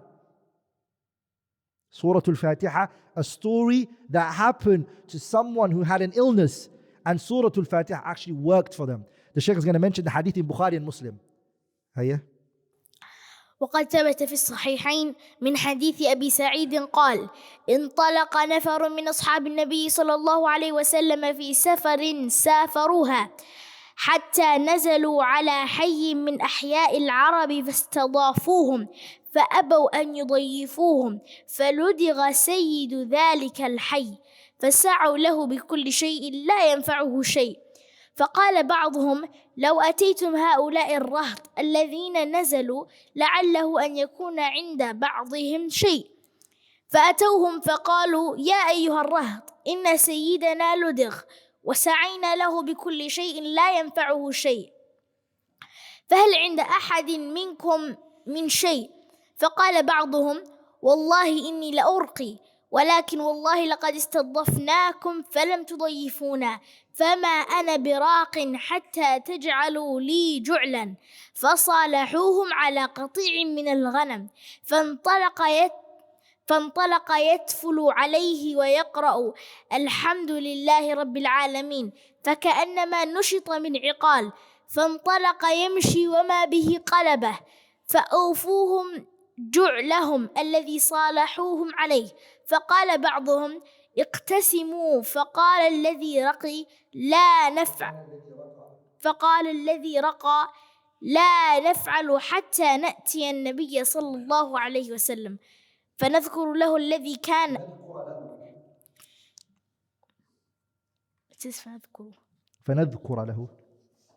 فنذكر له الذي كان فننظر ما يأمرنا. فقدموا على رسول الله صلى الله عليه وسلم فذكروا له ذلك، فقال وما يدريك أنها رقية؟ ثم قال قد أصبتم، اقتسموا واضربوا لي معكم سهما، فقد أثر هذا الدواء في هذا الداء وأزاله حتى كأن لم يكن، وهو أسهل دواء وأيسره. ولو أحسن العبد التداوي بالفاتحة لرأى لها تأثيرا عجيبا في الشفاء. ومكثت بمكة مدة يعتريني أدواء ولا أجد طبيبا ولا دواء، فكنت أعالج نفسي بالفاتحة فأرى لها تأثيرا عجيبا، فكنت أصف ذلك لمن يشتكي ألما، وكان كثير منهم يبرأ سريعا. The Shaykh, he brought the hadith that Imam al-Bukhari and Muslim both narrated. فَقَدْ ثَبَتَ فِي الصَّحِيحَيْنِ. الصحيحين means al-Bukhari wa Muslim. صحيحين is Bukhari and Muslim. من حديث أبي سعيد، يعني أبي سعيد الخدري رضي الله تعالى عنه. قال انطلق نفر من أصحاب النبي. A group of the companions of the Messenger sallallahu alayhi wasallam, they went out. You can say في سفرة. You can say that, أما في سفرة, or you can say في سفرة. Both ways are correct. سافروها, they went on a journey. Okay? حتى نزلوا على حي من أحياء العرب. And what they did is that they came to an Arab tribe somewhere outside the city. فاستضافوهم أي طلبوا, they requested to be taken in as guests. And the Arabs, mashallah, historically, they've not been known to have karam, generosity and kindness, to let people in, to give, to feed. So they asked to be taken in as guests. Abi Sa'id al-Khudri and the other companions. Lakin out of shock here, فَأَبَوْا أَن يُضَيِّفُوهُم. They refused. Now this is not normal. Are we all together? In Surah Ad-Dhariyat, Allah tells us subhanahu wa ta'ala, Nabiullah Ibrahim, when the angels came to him, what did he do? As soon as they entered his house, what did he do? He slaughtered for them straight away. And he not just slaughtered, he slaughtered the best he can possibly give to them. But what happened? They didn't eat the food. And that was a sign of war. The culture then was, if you did not eat somebody's food or somebody did not take you as a guest, it was a sign of war. This person wants to fight you, something's not adding up. So, when the angels, they did not put their hands towards the food, he didn't know they were angels. He got scared a bit. And then they told him, don't be scared. We've not come for you. We're going towards Nabiullah Lut alayhi salam. We're heading towards him. And even then he got even more scared as well and nervous because he was worried about them. Why to them? Why are you going to destroy them? He got worried again. Allah tells us subhanahu wa ta'ala that he started to argue about the affairs related to Lut alayhi salam. He started to debate and argue with the angels, Ibrahim alayhi salam. The point I want from the story is the idea of taking people as guests is one of the qualities Allah subhanahu wa ta'ala praises in the Qur'an, or the Prophet sallallahu alaihi wasallam mentioned, in a hadith. And of course that story is a lesson for us as well. But the hadith that the Prophet sallallahu alaihi wasallam told us, the alama of a believer is what? What's the sign of a believer? Is to take people as guests and to take them in. and to honor them. من كان يؤمن بالله واليوم الآخر فليكرم ضيفه. Anyone who believes in Allah and the Day of Judgment, honor your guests and take care of them. So these people, they refused. This is not a good trait. It's actually not the Arabs are known for karam and diyafa. This is shocking for them. فَأَبَوْا أَن يُضَيِّفُوهُمَا. They refused to take them, أن يضيفوهم. فَلُدِغَ سَيِّدُ ذَلِكَ الْحَيِّ. So then something extraordinary happened. The chief of the tribe was bitten by a scorpion. And Abu Sa'id al-Khudri and the other companions were refused to be taken in as guests. So what happened? فَسَعُوا لَهُ بِكُلِّ شَيْءٍ لَا يَنْفَعُهُ شَيْءٍ. They tried all means, they took all steps possible to help them chief. Poison is in his body. They gave him everything that they can possibly think of. All of the types of herbals they can mix, they tried it. It didn't work. So then one of them suggested, and he said, لو أتيتم هؤلاء الرهط. Why don't you go to those group? Ar-Raht is the number between 3 to 9. Why don't you go to those people over there and ask them if they could help us here? لعله أن يكون عند بعضهم شيء. Some of them might have something. There might be amongst them someone who has something or knows something. فأتوهم. So they came to Abu Sa'id al-Khudri and his companions who were rejected and refused. فقالوا, they said to him, يا أيها الرهط, O group of people, إن سيدنا لدغ, our chief has been bitten by a scorpion. وسعينا له بكل شيء لا ينفعه شيء. We have tried every means to get him cured, but nothing has worked. فهل عند أحدكم من شيء فهل عند أحد منكم شيء من شيء. Has any one of you got a solution? Has any one of you got any medicine, remedy, advice, anything? فقال بعضهم, some of them they said, والله إني لأرقي. Some of the narrations actually mention Abu Sa'id al-Khudri is the one who said, I have a cure. I know what to do. Then he suggested something. He said, I can do something, I can help, but I have something that I want. ولكن والله لقد استضفناكم. We asked you guys to take us in as guests. فلم تضيفونا. And you guys refused to take us in as guests. فما أنا براق. I am not going to do any ruqya. Ruqya is not reciting the Qur'an only. Ruqya in Arabic language is called cure, remedy, medicine, anything. حتى تجعلوا لي جعلا. Until you place for me a ju'l. Ju'l means what a person gives to another person when the person gets what they wanted. It's not I'm going to read Qur'an on you and then I'm going to charge you for my time. No. You don't charge for your time, and you should not charge for your time. You're in ibadah. You're remembering and exalting Allah. You take money if the person gets better.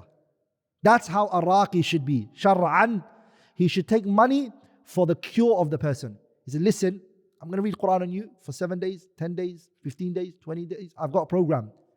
Once you get better, if you see, mashallah, you got better, this is my price. This is the money. If he reads for 20 days and the person does not get better, he doesn't take anything. What's he going to take? Nothing's worked. That's what Abu Sa'id al-Khudri's story shows us. Are we all together, brothers? So then what happened was, Abu Sa'id al-Khudri said, that's my condition. I'm going to set my conditions now. If you guys are happy, take it. If not, leave it. فَصَالَحُوهُمْ. They agreed now. The contract was signed theoretically, hypothetically. It was an official verbal agreement. عَلَى قَطِيعٍ مِّنَ الْغَنَمِ. And he said, I want a portion of goats. We don't know what it was, how much it was. فَانْطَلَقَ. Then he went, Abu Sa'id al-Khudri and the team, he said, listen, I'll tell you what it is. Surah Al-Faatihah. That's what we're going to read. So really? He said, yeah, just Fatiha 7 times. They sat down and they recited Fatiha. But how were they reading it? يَتْفُلُ عَلَيْهِ. They were blowing onto him. Not spitting, but blowing. Slowly. That's what they were doing. وَيَقْرَأُ, and reciting الحمد لله رب العالمين, Surah Al-Faatihah. فَكَأَنَّمَا, the man who was now Sayyid al-Hayy, the man, the chief of the tribe, it was like he was released from a rope that he was tied to. Like, you know, a camel when he's tied, the rope is open and the animal can now run. He was like كَأَنَّمَا نُشِطَ مِنْ عِقَالٍ. Iqal, by the way, is what the Arabs now wear on their head, right? Originally, like, it came from where? It was what was tied on a camel. It was like the rope was open from the animal and he's running freely. This man, it was like something was holding him back. And now that the Qur'an, Surah Al-Faatihah was read, he was a free man, energy. The man back to life again. فَانْطَلَقَ يَمْشِي. The man started to walk and there was like no issue onto him. Look at another thing that the Arabs were known for before, historically, and it's still present, وَلِلَّهِ الْحَمْدُ وَالْمِنَّةِ, is al-wafa'u bil-ahd, to fulfill their promise and their covenants. They agreed on something, the Sayyidul Qawm got, mashallah, is now good. What's left? Compensation, service. They didn't lie. They gave what they promised. فأوفوهم, that's the correct way of saying it. جعلهم الذي صالحوهم عليه فقال بعضهم اقتسموا. Once they all got it, they were happy. They're like, wow, this is better than just being taken as guests. But they said, we need to divide it amongst ourselves. Everybody should get a portion. Look at the Sahabas, radiyallahu anhum. Wallahi, they were unique creations, honorable people. They don't want to take a step now. They do not want to take a step forward unless they know everything that they've done, if it's halal. Because all of this that they just did right now, they don't even know the ruling for it. And they don't want to eat without knowing the ruling. فقال الذي رقى, Abu Sa'id Khudri said to them, لا نفعل حتى نأتي النبي. We're not going to do anything until we go to the Prophet sallallahu alaihi wasallam. فنذكر له, and we tell him الذي كان, that which has happened. فننظر, and that we look at ما يأمرنا, that which he commands us. We're going to look at what he commands us. We're going to look. فقدموا على رسول الله صلى الله عليه وسلم. They came to the messenger. فذكروا له ذلك. They told him what took place. فقال, he then said to them, وما يدريك أنها رقية. How did you guys know Surah Al-Faatihah was a ruqyah? I said, how did you know? No one knows what they said in response. No one knows. One of the names of Surah Al-Faatihah is what? Ar-Ruqya is one of the names of Surah Al-Faatihah. ثُمَّ قَالَ, the messenger said to them, قَدْ أَصَبْتُمْ, what you guys did was right. You got it right. اقتسموا, divide it amongst yourselves. وَاضْرِبُوا لِي مَعَكُمْ سَهَمًا, and put me into the agreement as well. Where's my portion? The scholars, they say that the Prophet said, what about me? For two reasons. The ulama mentioned two hikmah of why he said it. Number one, if he said to them it's halal and he walked away, it still wouldn't have given them the reassurance. But if he eats it with them, they feel, Nabiullah Muhammad ate it with us, and they feel reassured. That's number one. And that's, subhanallah, adabuhu sallallahu alayhi wa sallam. Are we all together? And subhanallah, Ibn Aqil rahimahullah, he took from this adab, a mannerism, which is, Ibn Muflih mentions it in Kitab Adab al-Shar'iyya, which is, if you're eating food with people and you're eating it from one place, don't get up and leave. Just sit while the people are eating. Even if you're full, don't get up and just leave. Sit there. Because some people they're social eaters. They eat with you and they like when you're eating with them. So even if you're finished, just keep your hand inside the plate or something and just talk to the person so that they can carry on eating. When you finish, all of you get up together and leave. It's a good manners when it comes to eating. My uncle, may Allah preserve him and honor him, I sometimes see him keep a finger inside the plate on his side. He keeps his finger inside it. And I said to him, Uncle, why do you do that? He goes, I'm so angry that I'm full, I still want to eat. I'm so angry that I'm full. I just want to eat more. But no, that's not the reason. The best one is to stay in so that the people who are eating feel you're still here. But when you leave them, it feels like they might feel like, am I a person who's got a big appetite? Am I? You put so much bad feelings in the person. Sah? So just stay and sit around. That's the best manners. Another reason why the Messenger sallallahu alayhi wasallam said to them, alayhi salatu wasallam, وَضْرِبُوا لِي مَعَكُمْ سَهْمًا, is because who is the one who taught you Surah Al-Faatihah? All of you. I taught you it. I have a right. If I had not taught you Surah Al-Faatihah, you guys wouldn't have been able to read it in the first place. So this is another benefit, which is the person who taught you, they get the reward with you, whatever you do. يوم القيامة الدال على الخير كفاعله. Look what Ibn Qayyim then said after that. He said, فَقَدْ أَثَّرَ هَذَا الدَّوَاءُ فِي هَذَا الدَّاء. This illness that this man had, and Surah Al-Faatihah, what did it work on? It cured it. Now we'll take another benefit from this story. This man who the Qur'an was read on was not a Muslim. He was not a Muslim. So are we allowed to do ruqya on the non-Muslims? Yeah. From this hadith, it shows permissibility. Are we all together? It shows the what? Permissibility of doing so. Are we all together, brothers? But the person who it was, so some scholars, they took that from the hadith. Some of the scholars, they said there's no evidence to prove that these people are not non-Muslims. There's a long discussion on that issue. Wallahu alam. Okay, there's a discussion on that. فَقَدْ أَثَّرَ هَذَا الدَّوَاءُ فِي هَذَا الدَّاءِ. But the illness and the cure came into contact and it fixed it. It removed it. وَأَزَالَهُ حَتَّى كَأَنَّهُ لَمْ يَكُنْ. And it removed it like it was never there. Look what he then says. وَهُوَ أَسْهَلُ دَوَاءٍ وَأَيْسَرُ. This is the easiest, the most simplest form of curing yourself. Surah Al-Faatihah. Every one of you here knows it. Memorized it. Why don't you read it on yourself? Instead of calling a bunch of students of knowledge into your house and saying, read Qur'an on me. You know Surah Al-Faatihah. Shouldn't you read it on yourself? You should. Look what then the Shaykh says. وَلَوْ أَحْسَنَ الْعَبْدُ التَّدَاوِيَ بِالْفَاتِحَةِ. If people really perfected their recitation of Surah Al-Faatihah, if they really did it the way that they should, and be consistent upon it, and spent part of their life reading it on themselves, لَرَأَى لَهَا تَأْثِيرًا عَجِيبًا فِي الشِّفَاءِ. You'll see a lot of cure for a lot of your illnesses. You would. He then tells us a story. He said, وَمَكَثْتُ. I stayed, him, Ibn Qayyim himself, بِمَكَّةَ. I stayed in Mecca. مُدَّةً تَعْتَرِينِ أَدْوَاءٌ أَمَا يَعْتَرِينِ. I stayed a time in Mecca myself. Allahu Akbar. This is a fa'idah. I would write it into a small book and mention this story. These are fawaid to write. وَمَكَثْتُ بِمَكَّةَ. I stayed in Mecca. Ibn Qayyim is saying it. تَعْتَرِينِ أَدْوَاءٌ. And I was afflicted with many illnesses. وَلَا أَجِدُ طَبِيبًا وَلَا دَوَاءً. I could not find any medicine and I couldn't find any doctor. فَكُنْتُ أُعَالِجُ نَفْسِي بِالْفَاتِحَةِ. And I would cure myself with what? Surah Al-Faatihah. Nothing else.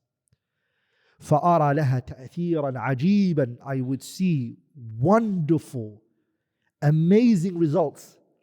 فَكُنْتُ أَصِفُ ذَلِكَ. And then what I started to do was I started prescribing it for everybody else. فَكُنْتُ أَصِفُ ذَلِكَ. I started to prescribe it لِمَنْ يَشْتَكِي أَلَمًا. Whoever who complained about any illness, I would say Fatiha. Go read Surah Al-Faatihah. فَكَانَ كَثِيرٌ مِّنْهُمْ. Many of those people now, يَبْرَأُ سَرِيعًا. He will be swiftly cured from the prescription that he gave. Rahimahullah ta'ala. And that's what happens with Surah Al-Faatihah. So today you learned something. Are you guys going to act upon it? Or are you going to run into the cupboard and say, oh, where's my Panadol and paracetamol? You can have it, no problem. But remember the Qur'an. Remember the what? The Qur'an. Inshallah ta'ala. That doesn't mean you don't take medicine, brothers. Okay? Take your medicine if you have to. If you're diabetic, don't say, I'm just going to read Fatiha. I'm not going to take your medication. But remember, read Qur'an on yourself. Read what? Qur'an. نعم. ولكن ها هنا أمر ينبغي التفطن له، وهو أن الأذكار والآيات والأدعية التي يستشفى بها ويرقى بها هي في نفسها نافعة شافية، ولكن تستدعي قبول المحل وقوة همة الفاعل وتأثيره، فمتى تخلف وقوة همة الفاعل وتأثيره فمتى تخلف الشفاء كان لضعف تأثير الفاعل أو لعدم قبول المنفعل أو لمانع قوي فيه يمنع أن ينجع فيه الدواء، كما يكون ذلك في الأدوية والأدواء الحسية، فإن عدم تأثيرها قد يكون لعدم قبول الطبيعة لذلك الدواء، وقد يكون لمانع قوي يمنع من اقتضائه أثره، فإن الطبيعة إذا أخذت الدواء بقبول تام كان انتفاع البدن به بحسب ذلك القبول، فكذلك القلب إذا أخذ الرقى والتعاويذ بقبول تام وكان للراقي نفس فعالة وهمة مؤثرة في إزالة الداء. فصل: الدعاء يدفع المكروه. وكذلك الدعاء فإنه من أقوى الأسباب في دفع المكروه وحصول المطلوب، ولكن قد يتخلف أثره عنه، إما لضعفه في نفسه بأن يكون دعاء لا يحبه الله لما فيه من العدوان، وإما لضعف القلب وعدم إقباله على الله وجمعيته عليه وقت الدعاء، فيكون بمنزلة القوس الرخو فيكون بمنزلة القوس الرخو جدا، فإن السهم يخرج منه خروجا ضعيفا، وإما لحصول المانع من الإجابة من أكل الحرام والظلم ورين الذنوب على القلوب والاستيلاء الغفلة والشهوة واللهو وغلبتها عليها، كما في مستدرك الحاكم من حديث أبي هريرة عن النبي صلى الله عليه وسلم قال: ادعوا الله وأنتم موقنون بالإجابة. فصل: دعاء الغافل. The Shaykh rahimahullah here he says, ولكن here this chapter, what we're going to talk about, you know what we're going to talk about? What is the reason why sometimes the cure is delayed, or it doesn't happen, or it doesn't come. Somebody, I read Surah Al-Faatihah this many times and it never worked for me. Some people might be like, I did the dua, I did all of this which you're mentioning to me, never worked for me. He's answering the question of the questioner who said, I tried all of these means and it never worked. Shaykh is telling him, this is why it doesn't work. Sah? I'll explain it quickly for you guys. The Shaykh is going to mention it anyways, but just for quick. A sword that's sharp, can it cut someone? But what about if you give it to a 2-month-old child? 2-month-old child. Can he cut you with a sword? No. Is there anything wrong with the sword? Can the sword cut? Sah? So the question here is the cutting based on the sharpness of the sword, or is it the person who cuts you with it? If the sword in and within itself is sharp. So that's where it goes back to. There's nothing wrong with the dua.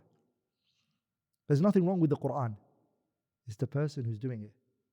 It's the person who's holding it. Does that make sense? He's going to break that down for you. وَلَكِنْ هَا هُنَا أَمْرٌ يَنْبَغِي التَّفَطُّنُ لَهُ. Here there is important that you are conscious of this point.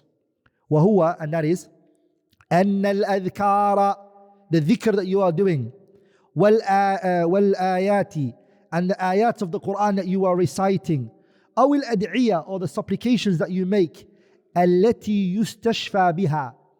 This remembrance, the supplication, and the Qur'an that you read, he said, the Shaykh rahimahullah, he said, وَيُرْقَى بِهَا هِيَ فِي نَفْسِهَا نَافِعَةٌ شَافِيَةٌ. In and within itself, it's a cure. There's no debate about that. This dua cures. This ayat in the Qur'an, it cures. This remembrance helps, and it's a cure. There's no question about that. Put that aside. So what's the problem? وَلَكِنْ but تَسْتَدْعِي قَبُولَ الْمَحَلِّ. It requires a place. It requires the place to accept it. I've got a seed.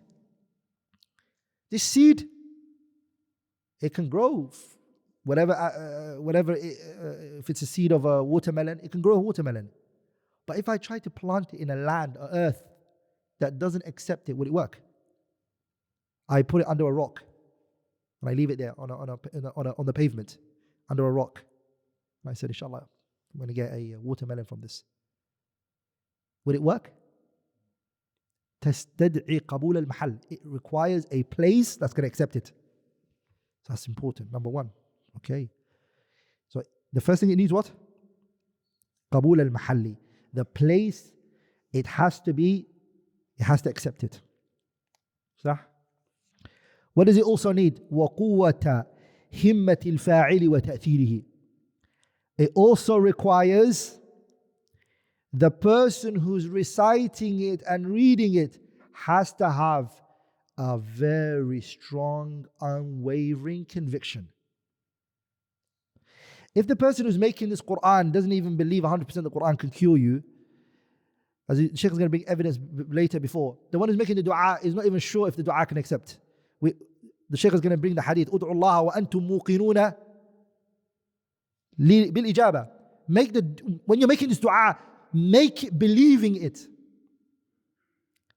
The Salaf rahimahumullah, they said that when you make a dua, you make the dua of a person who's on a branch or a wood in the ocean who's going to die, and this is the only opportunity he has to live. You make it like that. Like you got one chance, make it happen. That's the kind of, that person when he calls on to Allah, how is he going to beg? From the bottom of his heart, he's going to scream, Ya Allah, save me. Are we all together, brothers? That's why when you make dua, you never say, Allahumma gfirli insha'Allah. You don't say that. You're not allowed to say insha'Allah. You have to ask Allah, wa antum muqinuna lil ijaba. That Allah is going to give it to me. That's why Umar ibn al-Khattab, what did he say? He said, I do not make, Umar is saying this, I don't distress, I don't stress over the acceptance of my dua or not. I concern myself in making the dua. Why? Because I know if I make the dua, it will be accepted. That's what I focus on. Because Allah said, وَإِذَا سَأَلَكَ عِبَادِي, Allah says subhanahu wa ta'ala, وَقَالَ رَبُّكُمُ ادْعُونِي أَسْتَجِبْ لَكُمْ. We were told, ask, don't worry, He'll give it to you. The giving is going to come. Make it like it. So he said, me, Umar ibn al-Khattab, I busy myself with making the dua. I know Allah already promised me, وَلَا يُنَبِّئُكَ مِثْلُ خَبِيرٍ. Allah, there's no one who informs me like Allah. وَمَنْ أَصْدَقُ مِنَ اللَّهِ قِيلًا. Who's more truthful than Allah? Allah is saying, subhanahu wa ta'ala, Udu'uni, you beg me. Astajib lakum, I will give it to you. So when you make it, you're like that. Oh Allah, you told me, make the dua. I've made it. And Allah is going to accept it from you, subhanahu wa ta'ala. But the Shaykh here, he said, the first condition is what? قبول المحلي. That's one. وقوة همة الفاعل وتأثيره. The one who's doing it. So if somebody has a sharp sword and he knows how to use it, his forearm is strong, he knows how he can carry it, he knows how to use it, he can cause more damage than the one who doesn't know it. But that doesn't mean the sword is not bad. or the sword is good or bad. It's nothing to do with the sword. Someone gives you one of the latest state-of-the-art sniper guns. Are we all together? They give it to you. And they say, shoot that thing over there. If you don't know how to use it, you have to think the wind. Even when the person who's shooting it, I've never shot in my life, so don't look at me and think, this guy knows what he's talking about. I've never shot, not even in my dreams. In my dreams, I'm always the guy running away. But I'm talking about, I've seen it. They talk about that the person who's the sniper has to take a breath in and not breathe. Because that also affects, especially the distance if it's very far. We're all together, brothers. That gun can cause damage. It can cut a distance very, very fast. There's nothing wrong with this gun. It's just that, do you know how to use it? Are you able to use it? That's exactly when it comes to the dua, the adhkar. Does that make sense, brothers? Today, is this opening up for you? So the people, what do? The minute that they don't know how to use something, they start saying, "Oh, this thing is rubbish." You find that, right? Me, I do that a lot when I try to get something from Amazon and there's a manual guide with it, and I have to start fixing it. If it doesn't work, I'm like, this thing is rubbish. But really, deep down, I know it's just I didn't know how to put it together. Sah? They say a bad workman always blames his tools. A bad workman always blames his tools. When they send these guys over to your house and they tell you to fix something, he's always going, "Oh, my tool's not working." Bro, you don't know what you're doing, man. That's what it is. Your measurements are off. You don't know what you're doing. He'll always blame his tools. "Oh, I didn't have this screwdriver. I didn't have this. I didn't have that." A bad workman will always blame his tools. That's what people do. They blame the Qur'an and the Sunnah. They say it doesn't work. It doesn't bring solution. My dua won't work. My this won't work. Sheikh said, no, it does work. فَمَتَى تَخَلَّفَ الشِّفَاءُ Whenever the cure is delayed, whenever the cure is absent and it's not there, كَانَ لِضَعْفِ تَأْثِيرِ الْفَاعِلِ It goes back to what? The weakness of the person who's doing it. He's not able to affect you with his sword. He's not able to affect. Are we all together? Even you can do that with everything. Somebody has a lot of vocabulary at his disposal. What is he able to do? He's able to convince somebody for something. True or false? He's eloquent. He can sell a sand to an Arab. He's eloquent. He knows what he's doing. Now, that another guy has those same vocabulary at his disposal, but he can't utilize it. Is he going to get the same effect as this guy's getting? Words, but both of them have the words. But one is using it and knows how to use it. He understands what the people want to hear, or that person needs to hear in order to give him what he wants, so he does that. He understands the reality and the situation. This other one doesn't understand it. So are they both going to get the same effect? No, they're not. So this can be applied to everything. But don't blame the Qur'an, don't blame the dua, don't blame all of that. It's you and yourself. Go back to yourself and look at what's not working. كان لضعف تأثير الفاعل أو لعدم قبول المنفعل. Or there's another problem. The place, as I showed you, the seed that you're putting it in, the place is not accepting it. So you know what you're doing. You know how to, mashallah, water it. You've done that. You've done your part. But the place is not accepting it. That's another one. أو لمانع قوي فيه يمنع أن ينجع فيه الدواء. Or there is a preventative factor that's stopping this issue. For example, a man gets married, he's intimate with his wife. There's a preventative factor. She has a condition. Doesn't mean that marriage and intimacy doesn't work. It works. Of course it works. There's a preventative factor that's stopping this from taking effect, to have a child. That's the same way when it comes to the dua. Eating haram, as the Shaykh is going to bring later, is a preventative factor of why your dua will not be accepted. رجل يطيل السفر أشعث أغبر يمد يديه إلى السماء يا رب يا رب ومطعمه حرام ومشربه حرام وملبسه حرام وغذي بالحرام فأنا يستجاب لذلك. That's what the Prophet said. Shaykh is going to bring that. That's a preventative factor. So you've just learned there are reasons why the dua doesn't get accepted. Number one, the person. Number 2 is the place. Number 3 is a preventative factor. Those 3 is why there is a takhalluf in the shifa, in the cure, in the acceptance. Is everybody with me so far?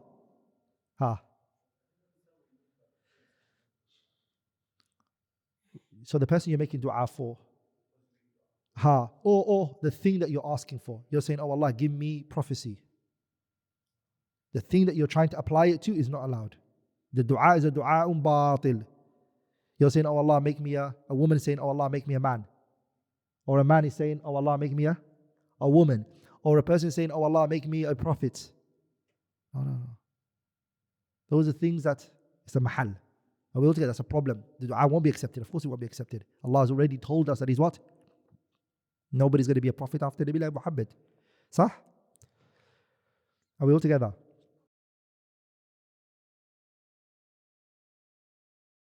كما يكون the Shaykh then says أو لمانع قوي فيه يمنع أن ينجع فيه الدواء كما يكون as there are ذلك في الأدوية. Doctors when you take a medicine, there's things that they tell you. They say take it for those many days. They say don't stop. Antibiotics, you have to finish it even if you get better. When I get better, I stop. That's why later the antibiotics won't work. Will it work? When you go back to it again, it won't work. Look at that, it's ajib. Hatta subhanallah, they tell you how long you need to take it for. At least they say you need to take it for this much. And all of this is factors that have to be there. Is this medicine going to work? With the permission of Allah, of course it's going to work, inshallah. But you need to take these steps. Are we all together, brothers? Does that make sense? Are you allowed to take those tablets, take it down with Mountain Dew? Because I know that one brother, may Allah preserve him, he loves Mountain Dew. So I don't know if he takes it down with his medicine or not. Allahu alam. I don't want to say his name. But what do they tell you to take down the medicine with? Water. So even that thing, all of it is a condition. They even tell you what time of the day to take it. Before the meal or after the meal. A man came to the Prophet. He said, Ya Rasulullah. He had a condition with his stomach. The Prophet said, Isqihi asalan. Go give him honey. The man came back and he said, Ya Rasulullah, I've given my brother I gave him the honey and it's not working. He goes, go back and give him the honey. He went and he gave him back the honey. He came back and said, Rasulullah, nothing. Go give him honey. The next time when he came to the Prophet, he said, Rasulullah, it's not working. We've tried all of it. He said, Sadaqallah wa kadhaba batnu akhika. Allah told the truth and your brother's stomach is lying. The medicine works, my brother. Which is the Qur'an and the honey and all of these things, they work. They work. Are we all together, brothers? I know a brother, subhanallah, who takes, every time he has a headache, condition, everything, he uses black seed oil and, olive oil. Zaytuna. He takes it and he pours it on his head if he's got a headache. Like, takes a lot. He burns it, makes it a bit hot, pours it on his head, it cools him down. His joints are hurting him. Zaytuna, he uses it and he told me so much. He found so much cure for it. Are we all together, brothers? I'm telling you, you might use it and say it won't work for me. There's nothing wrong with these things. These are prophetically mentioned by the Messenger alayhi salatu wasalam. Are we all together, brothers? There's nothing wrong with these things. It's you. We'll say to you, your legs and your arms or your head, whatever it is that you're using it for, is lying. It's not the medicine. The medicine works. كما يكون ذلك في الأدوية والأدواء الحسية. The Shaykh said the dua that you're doing, it's the same when it comes to the medicine. فإن عدم تأثيرها قد يكون لعدم قبول الطبيعة لذلك الدواء. Sometimes it goes back to the person's nature. They don't accept this medicine. Are we all together, brothers? I'll give you some example. I know brothers who, when they have coffee, they have to have like very strong coffee. The small one doesn't work. I know some people, Pepsi keeps them awake. Are we all together, brothers? Who here, if they have Pepsi, they'll stay awake? Are you? All of you guys will sleep with Pepsi. Yeah? So you see your body But then what about if you had espresso? I guess everybody would be awake, right? But I know some people who take double espresso. That's what's going to keep them awake. Just today, subhanAllah, I never slept. I only slept 2 hours last night. So I'm very tired. So then I wanted to get myself a coffee. Definitely not from Starbucks. But I went and got myself coffee. When I got myself coffee, I asked them, would it work espresso? Because I hate it. It tastes nasty, the espresso. But if I added it into, for example, latte or something, or a cappuccino, would it work? They said, no. If it gets mixed with milk, the effects become less. Are we all together, brothers? And because last night I read Ad-Daa Wad Da'wa quickly just to teach you guys, I was like, subhanAllah. Mixing it affects it with something else. I don't know if the person was telling the truth or not. I don't know, Allahu A'lam. But the point I'm trying to say to you is sometimes you need to take things purely without mixing it with something else. In order for the effects to come. Am I making sense? There you go here. Some people's body is that they have to take a higher dose than other people. Some people are very sensitive. Some people, it goes back to the nature of the person. That's what the Shaykh is saying here. فإن عدم تأثيرها, the lack of effect, قد يكون, it can be possible لعدم قبول طبيعة لذلك الدواء. The nature of this is not accepting the cure. وقد يكون لمانع قوي, it could be a preventative factor that's very strong. يعني يمنع, which is stopping it من اقتضاء أثره, the effect of it coming apparent. فإن الطبيعة إذا أخذت الدواء, but if the nature and the nature of this person accepts the cure, here بقبول تام, with complete acceptance, كان انتفاع البدن به بحسب ذلك القبول. The cure will be in accordance to that acceptance. The body's physical will be in accordance to what? That acceptance. How much did it accept? And how much did it not accept? فكذلك القلب, the same way as the heart. إذا كان أخذ الرقى والتعاويذ بقبول تام, the same is when it comes to the qalb. Same thing. So people think the body is different to the heart. It's the same. The qalb is the same. Same. The ruqyah that I just read on you right now, or I recited on you, how much did it accept? How much did it accept? I'll tell you guys a benefit. They say the older the person comes, the harder it becomes to what? Some medications are very hard for the body to accept it or conceive it. True or false? A woman can't become pregnant after a certain age. صح? Even a man at a certain age, he starts to lose the sperm counts and etc. and the motility of the sperm and etc. The older he gets, the qalb is something else. Do you know what it is? The more it engages in sins and disobedience of Allah. The Shaykh is going to bring all of that for you. The more it does, the harder it becomes for it. The tabi'ah, the nature of it is starting to deteriorate. Are we all together, brothers? I'll give you another example. The more a person listens to loud things, the harder it becomes for them to hear things that are very low. The more you engage in sins, the more it's hard for your body to accept that which is good. I'll give you another example. For me personally, I like, alhamdulillah, I'm repenting from it now, fizzy drinks and sugary stuff. There was a point I stopped it and I tubtu ilallah. And I stopped all these fizzy drinks and this sugar and stuff. And I started water and simple stuff. That was the time. But again, I slipped up. Now I want you guys to take this benefit. When I came back to fizzy drinks after a long time of not having it, it was like, oh, this is strong. What did I do? I was like, did I used to drink this? And after a while, I was enjoying it. The point I'm trying to say to you guys is that the person, when they leave, while they're in the sin, they become the good, and the ruqyah is hard for that body to take it in and accept it. Just the same way that the person cannot enjoy a tea without 5 cups of sugars because that's what their body's used to. He feels like the tea was not good. That you destroy the taste buds. You've destroyed everything, so that's the level it requires. Take it away from it, it will start enjoying the bare minimum of sugar, the bare minimum of this. That's the same way when it comes to the khair and the good. you understand now, brothers? It's not exactly the same, but وَبِالْمِثَالِ يَتَّضِحُ الْمَقَالُ. With an example, it becomes clear. Does that make sense, brothers? That's why a lot of people, the Qur'an is not affecting them. لا يبكي ولا يخشع. He can't, no khushu', no crying. And guess what, brothers? Not even getting cured from it. It's because of the sins that they've accumulated. And that's what he's heading towards. Ibn Qayyim, he puts all of this in place for you. Once you've accepted it, then he's going to take you to where he wanted you. Rahimahullah ta'ala. فَكَذَلِكَ الْقَلْبُ إِذَا أَخَذَ الرُّقَى وَالتَّعَاوِذَ بِقَبُولٍ تَامٍ. If the heart accepts the ruqya and the isti'adh and all of that was done, and the ta'awidh that was done on it, بِقَبُولٍ تَام, complete.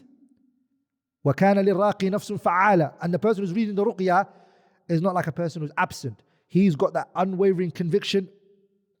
He's a person who, mashallah, Allah has given them, subhanahu wa ta'ala, that strong, firm enthusiasm and discerning, discerning, actions and doings. And guess what? It becomes أثر في إزالة الداء. It removes the illness. It removes the what? Illness. The Shaykh then says, وَكَذَلِكَ الدُّعَاء. The same which was mentioned for the adhkar and the ayat is also for the dua. فَإِنَّهُ مِنْ أَقْوَى الْأَسْبَابِ. The dua is one of the, or what we can say is that the Shaykh is connecting it to the Qur'an. He mentioned the Qur'an, now he's mentioning a dua. Does that make sense? The second means for cure is what? الدعاء. وكذلك الدعاء دعاء فإنه من أقوى الأسباب في دفع المكروه وحصول المطلوب. Pay attention. When you make a dua, what are you looking for? Two things. What is it you're looking for? To repel something that's harmful and to bring you what is beneficial. That's what you're looking for. Dua is the best means for that. Are we all together, brothers? Now the Shaykh, and I'm going to leave it for next lesson, inshallah ta'ala. The Shaykh goes into, is the dua a sabab? Is the dua a means to get what you want? Is it a means? Is the dua a means? Or is the qadr there with whether you make the dua or not, it's already written? What's going to happen? Which one is it? Dua is a means. Or is it written for you regardless? You make the dua or not, it's actually written for you and it's going to happen. Whether you make the dua or not, it doesn't matter, it's still going to happen. Or the dua can change the qadr, and that's what's going to go. Next lesson, that's what we're going to do, inshallah. Some people said, Shaykh is going to go into this group of people who say that dua is just a form of worship. It's got nothing to do with the effects. It's just ta'abudi. So you get rewarded for it, but it's nothing more than that. Are we all together, brothers? So Shaykh refutes this. So he goes into a little tangent, and it's beneficial, which is the issue of means. These asbab, do they really affect? And a lot of times you find Muslims saying, and it's very scary because some people, non-Muslims will look at you like, this guy's crazy, he's lost the plot. And you're really harming the deen by doing this. He doesn't get up, he doesn't look for a job, anything. He just says, I'm making dua, inshallah, Allah give me a job. Bro, take means, steps. Dua is one. But get up, do something. Work, strive. Then rely on Allah subhanahu wa ta'ala. Know that it won't happen without Allah tabarak wa ta'ala. But you need to exert efforts as well. Combine between exerting the efforts and also coming with it. So the Shaykh is going to speak about this issue, which is al-asbab. He's going to go in that issue a bit, rahimahullah ta'ala. And he's also going to talk about next lesson, the relationship between the qadr and the dua. He's going to talk about it. And even when the calamity comes and the dua, they start wrestling. The Shaykh is going to mention there's a little muqawama, resistance that comes. How do they resist each other? He's going to mention 3 steps that they take. One of them sometimes wins, one doesn't win. He's going to break it down to an extent you can understand it, insha'Allah ta'ala. Okay, brothers and sisters who are watching, anything I've said that was wrong or incorrect is from me and shaitan, and Allah and His Messenger are both free from it. سبحانك اللهم وبحمدك أشهد أن لا إله إلا أنت أستغفرك وأتوب إليك.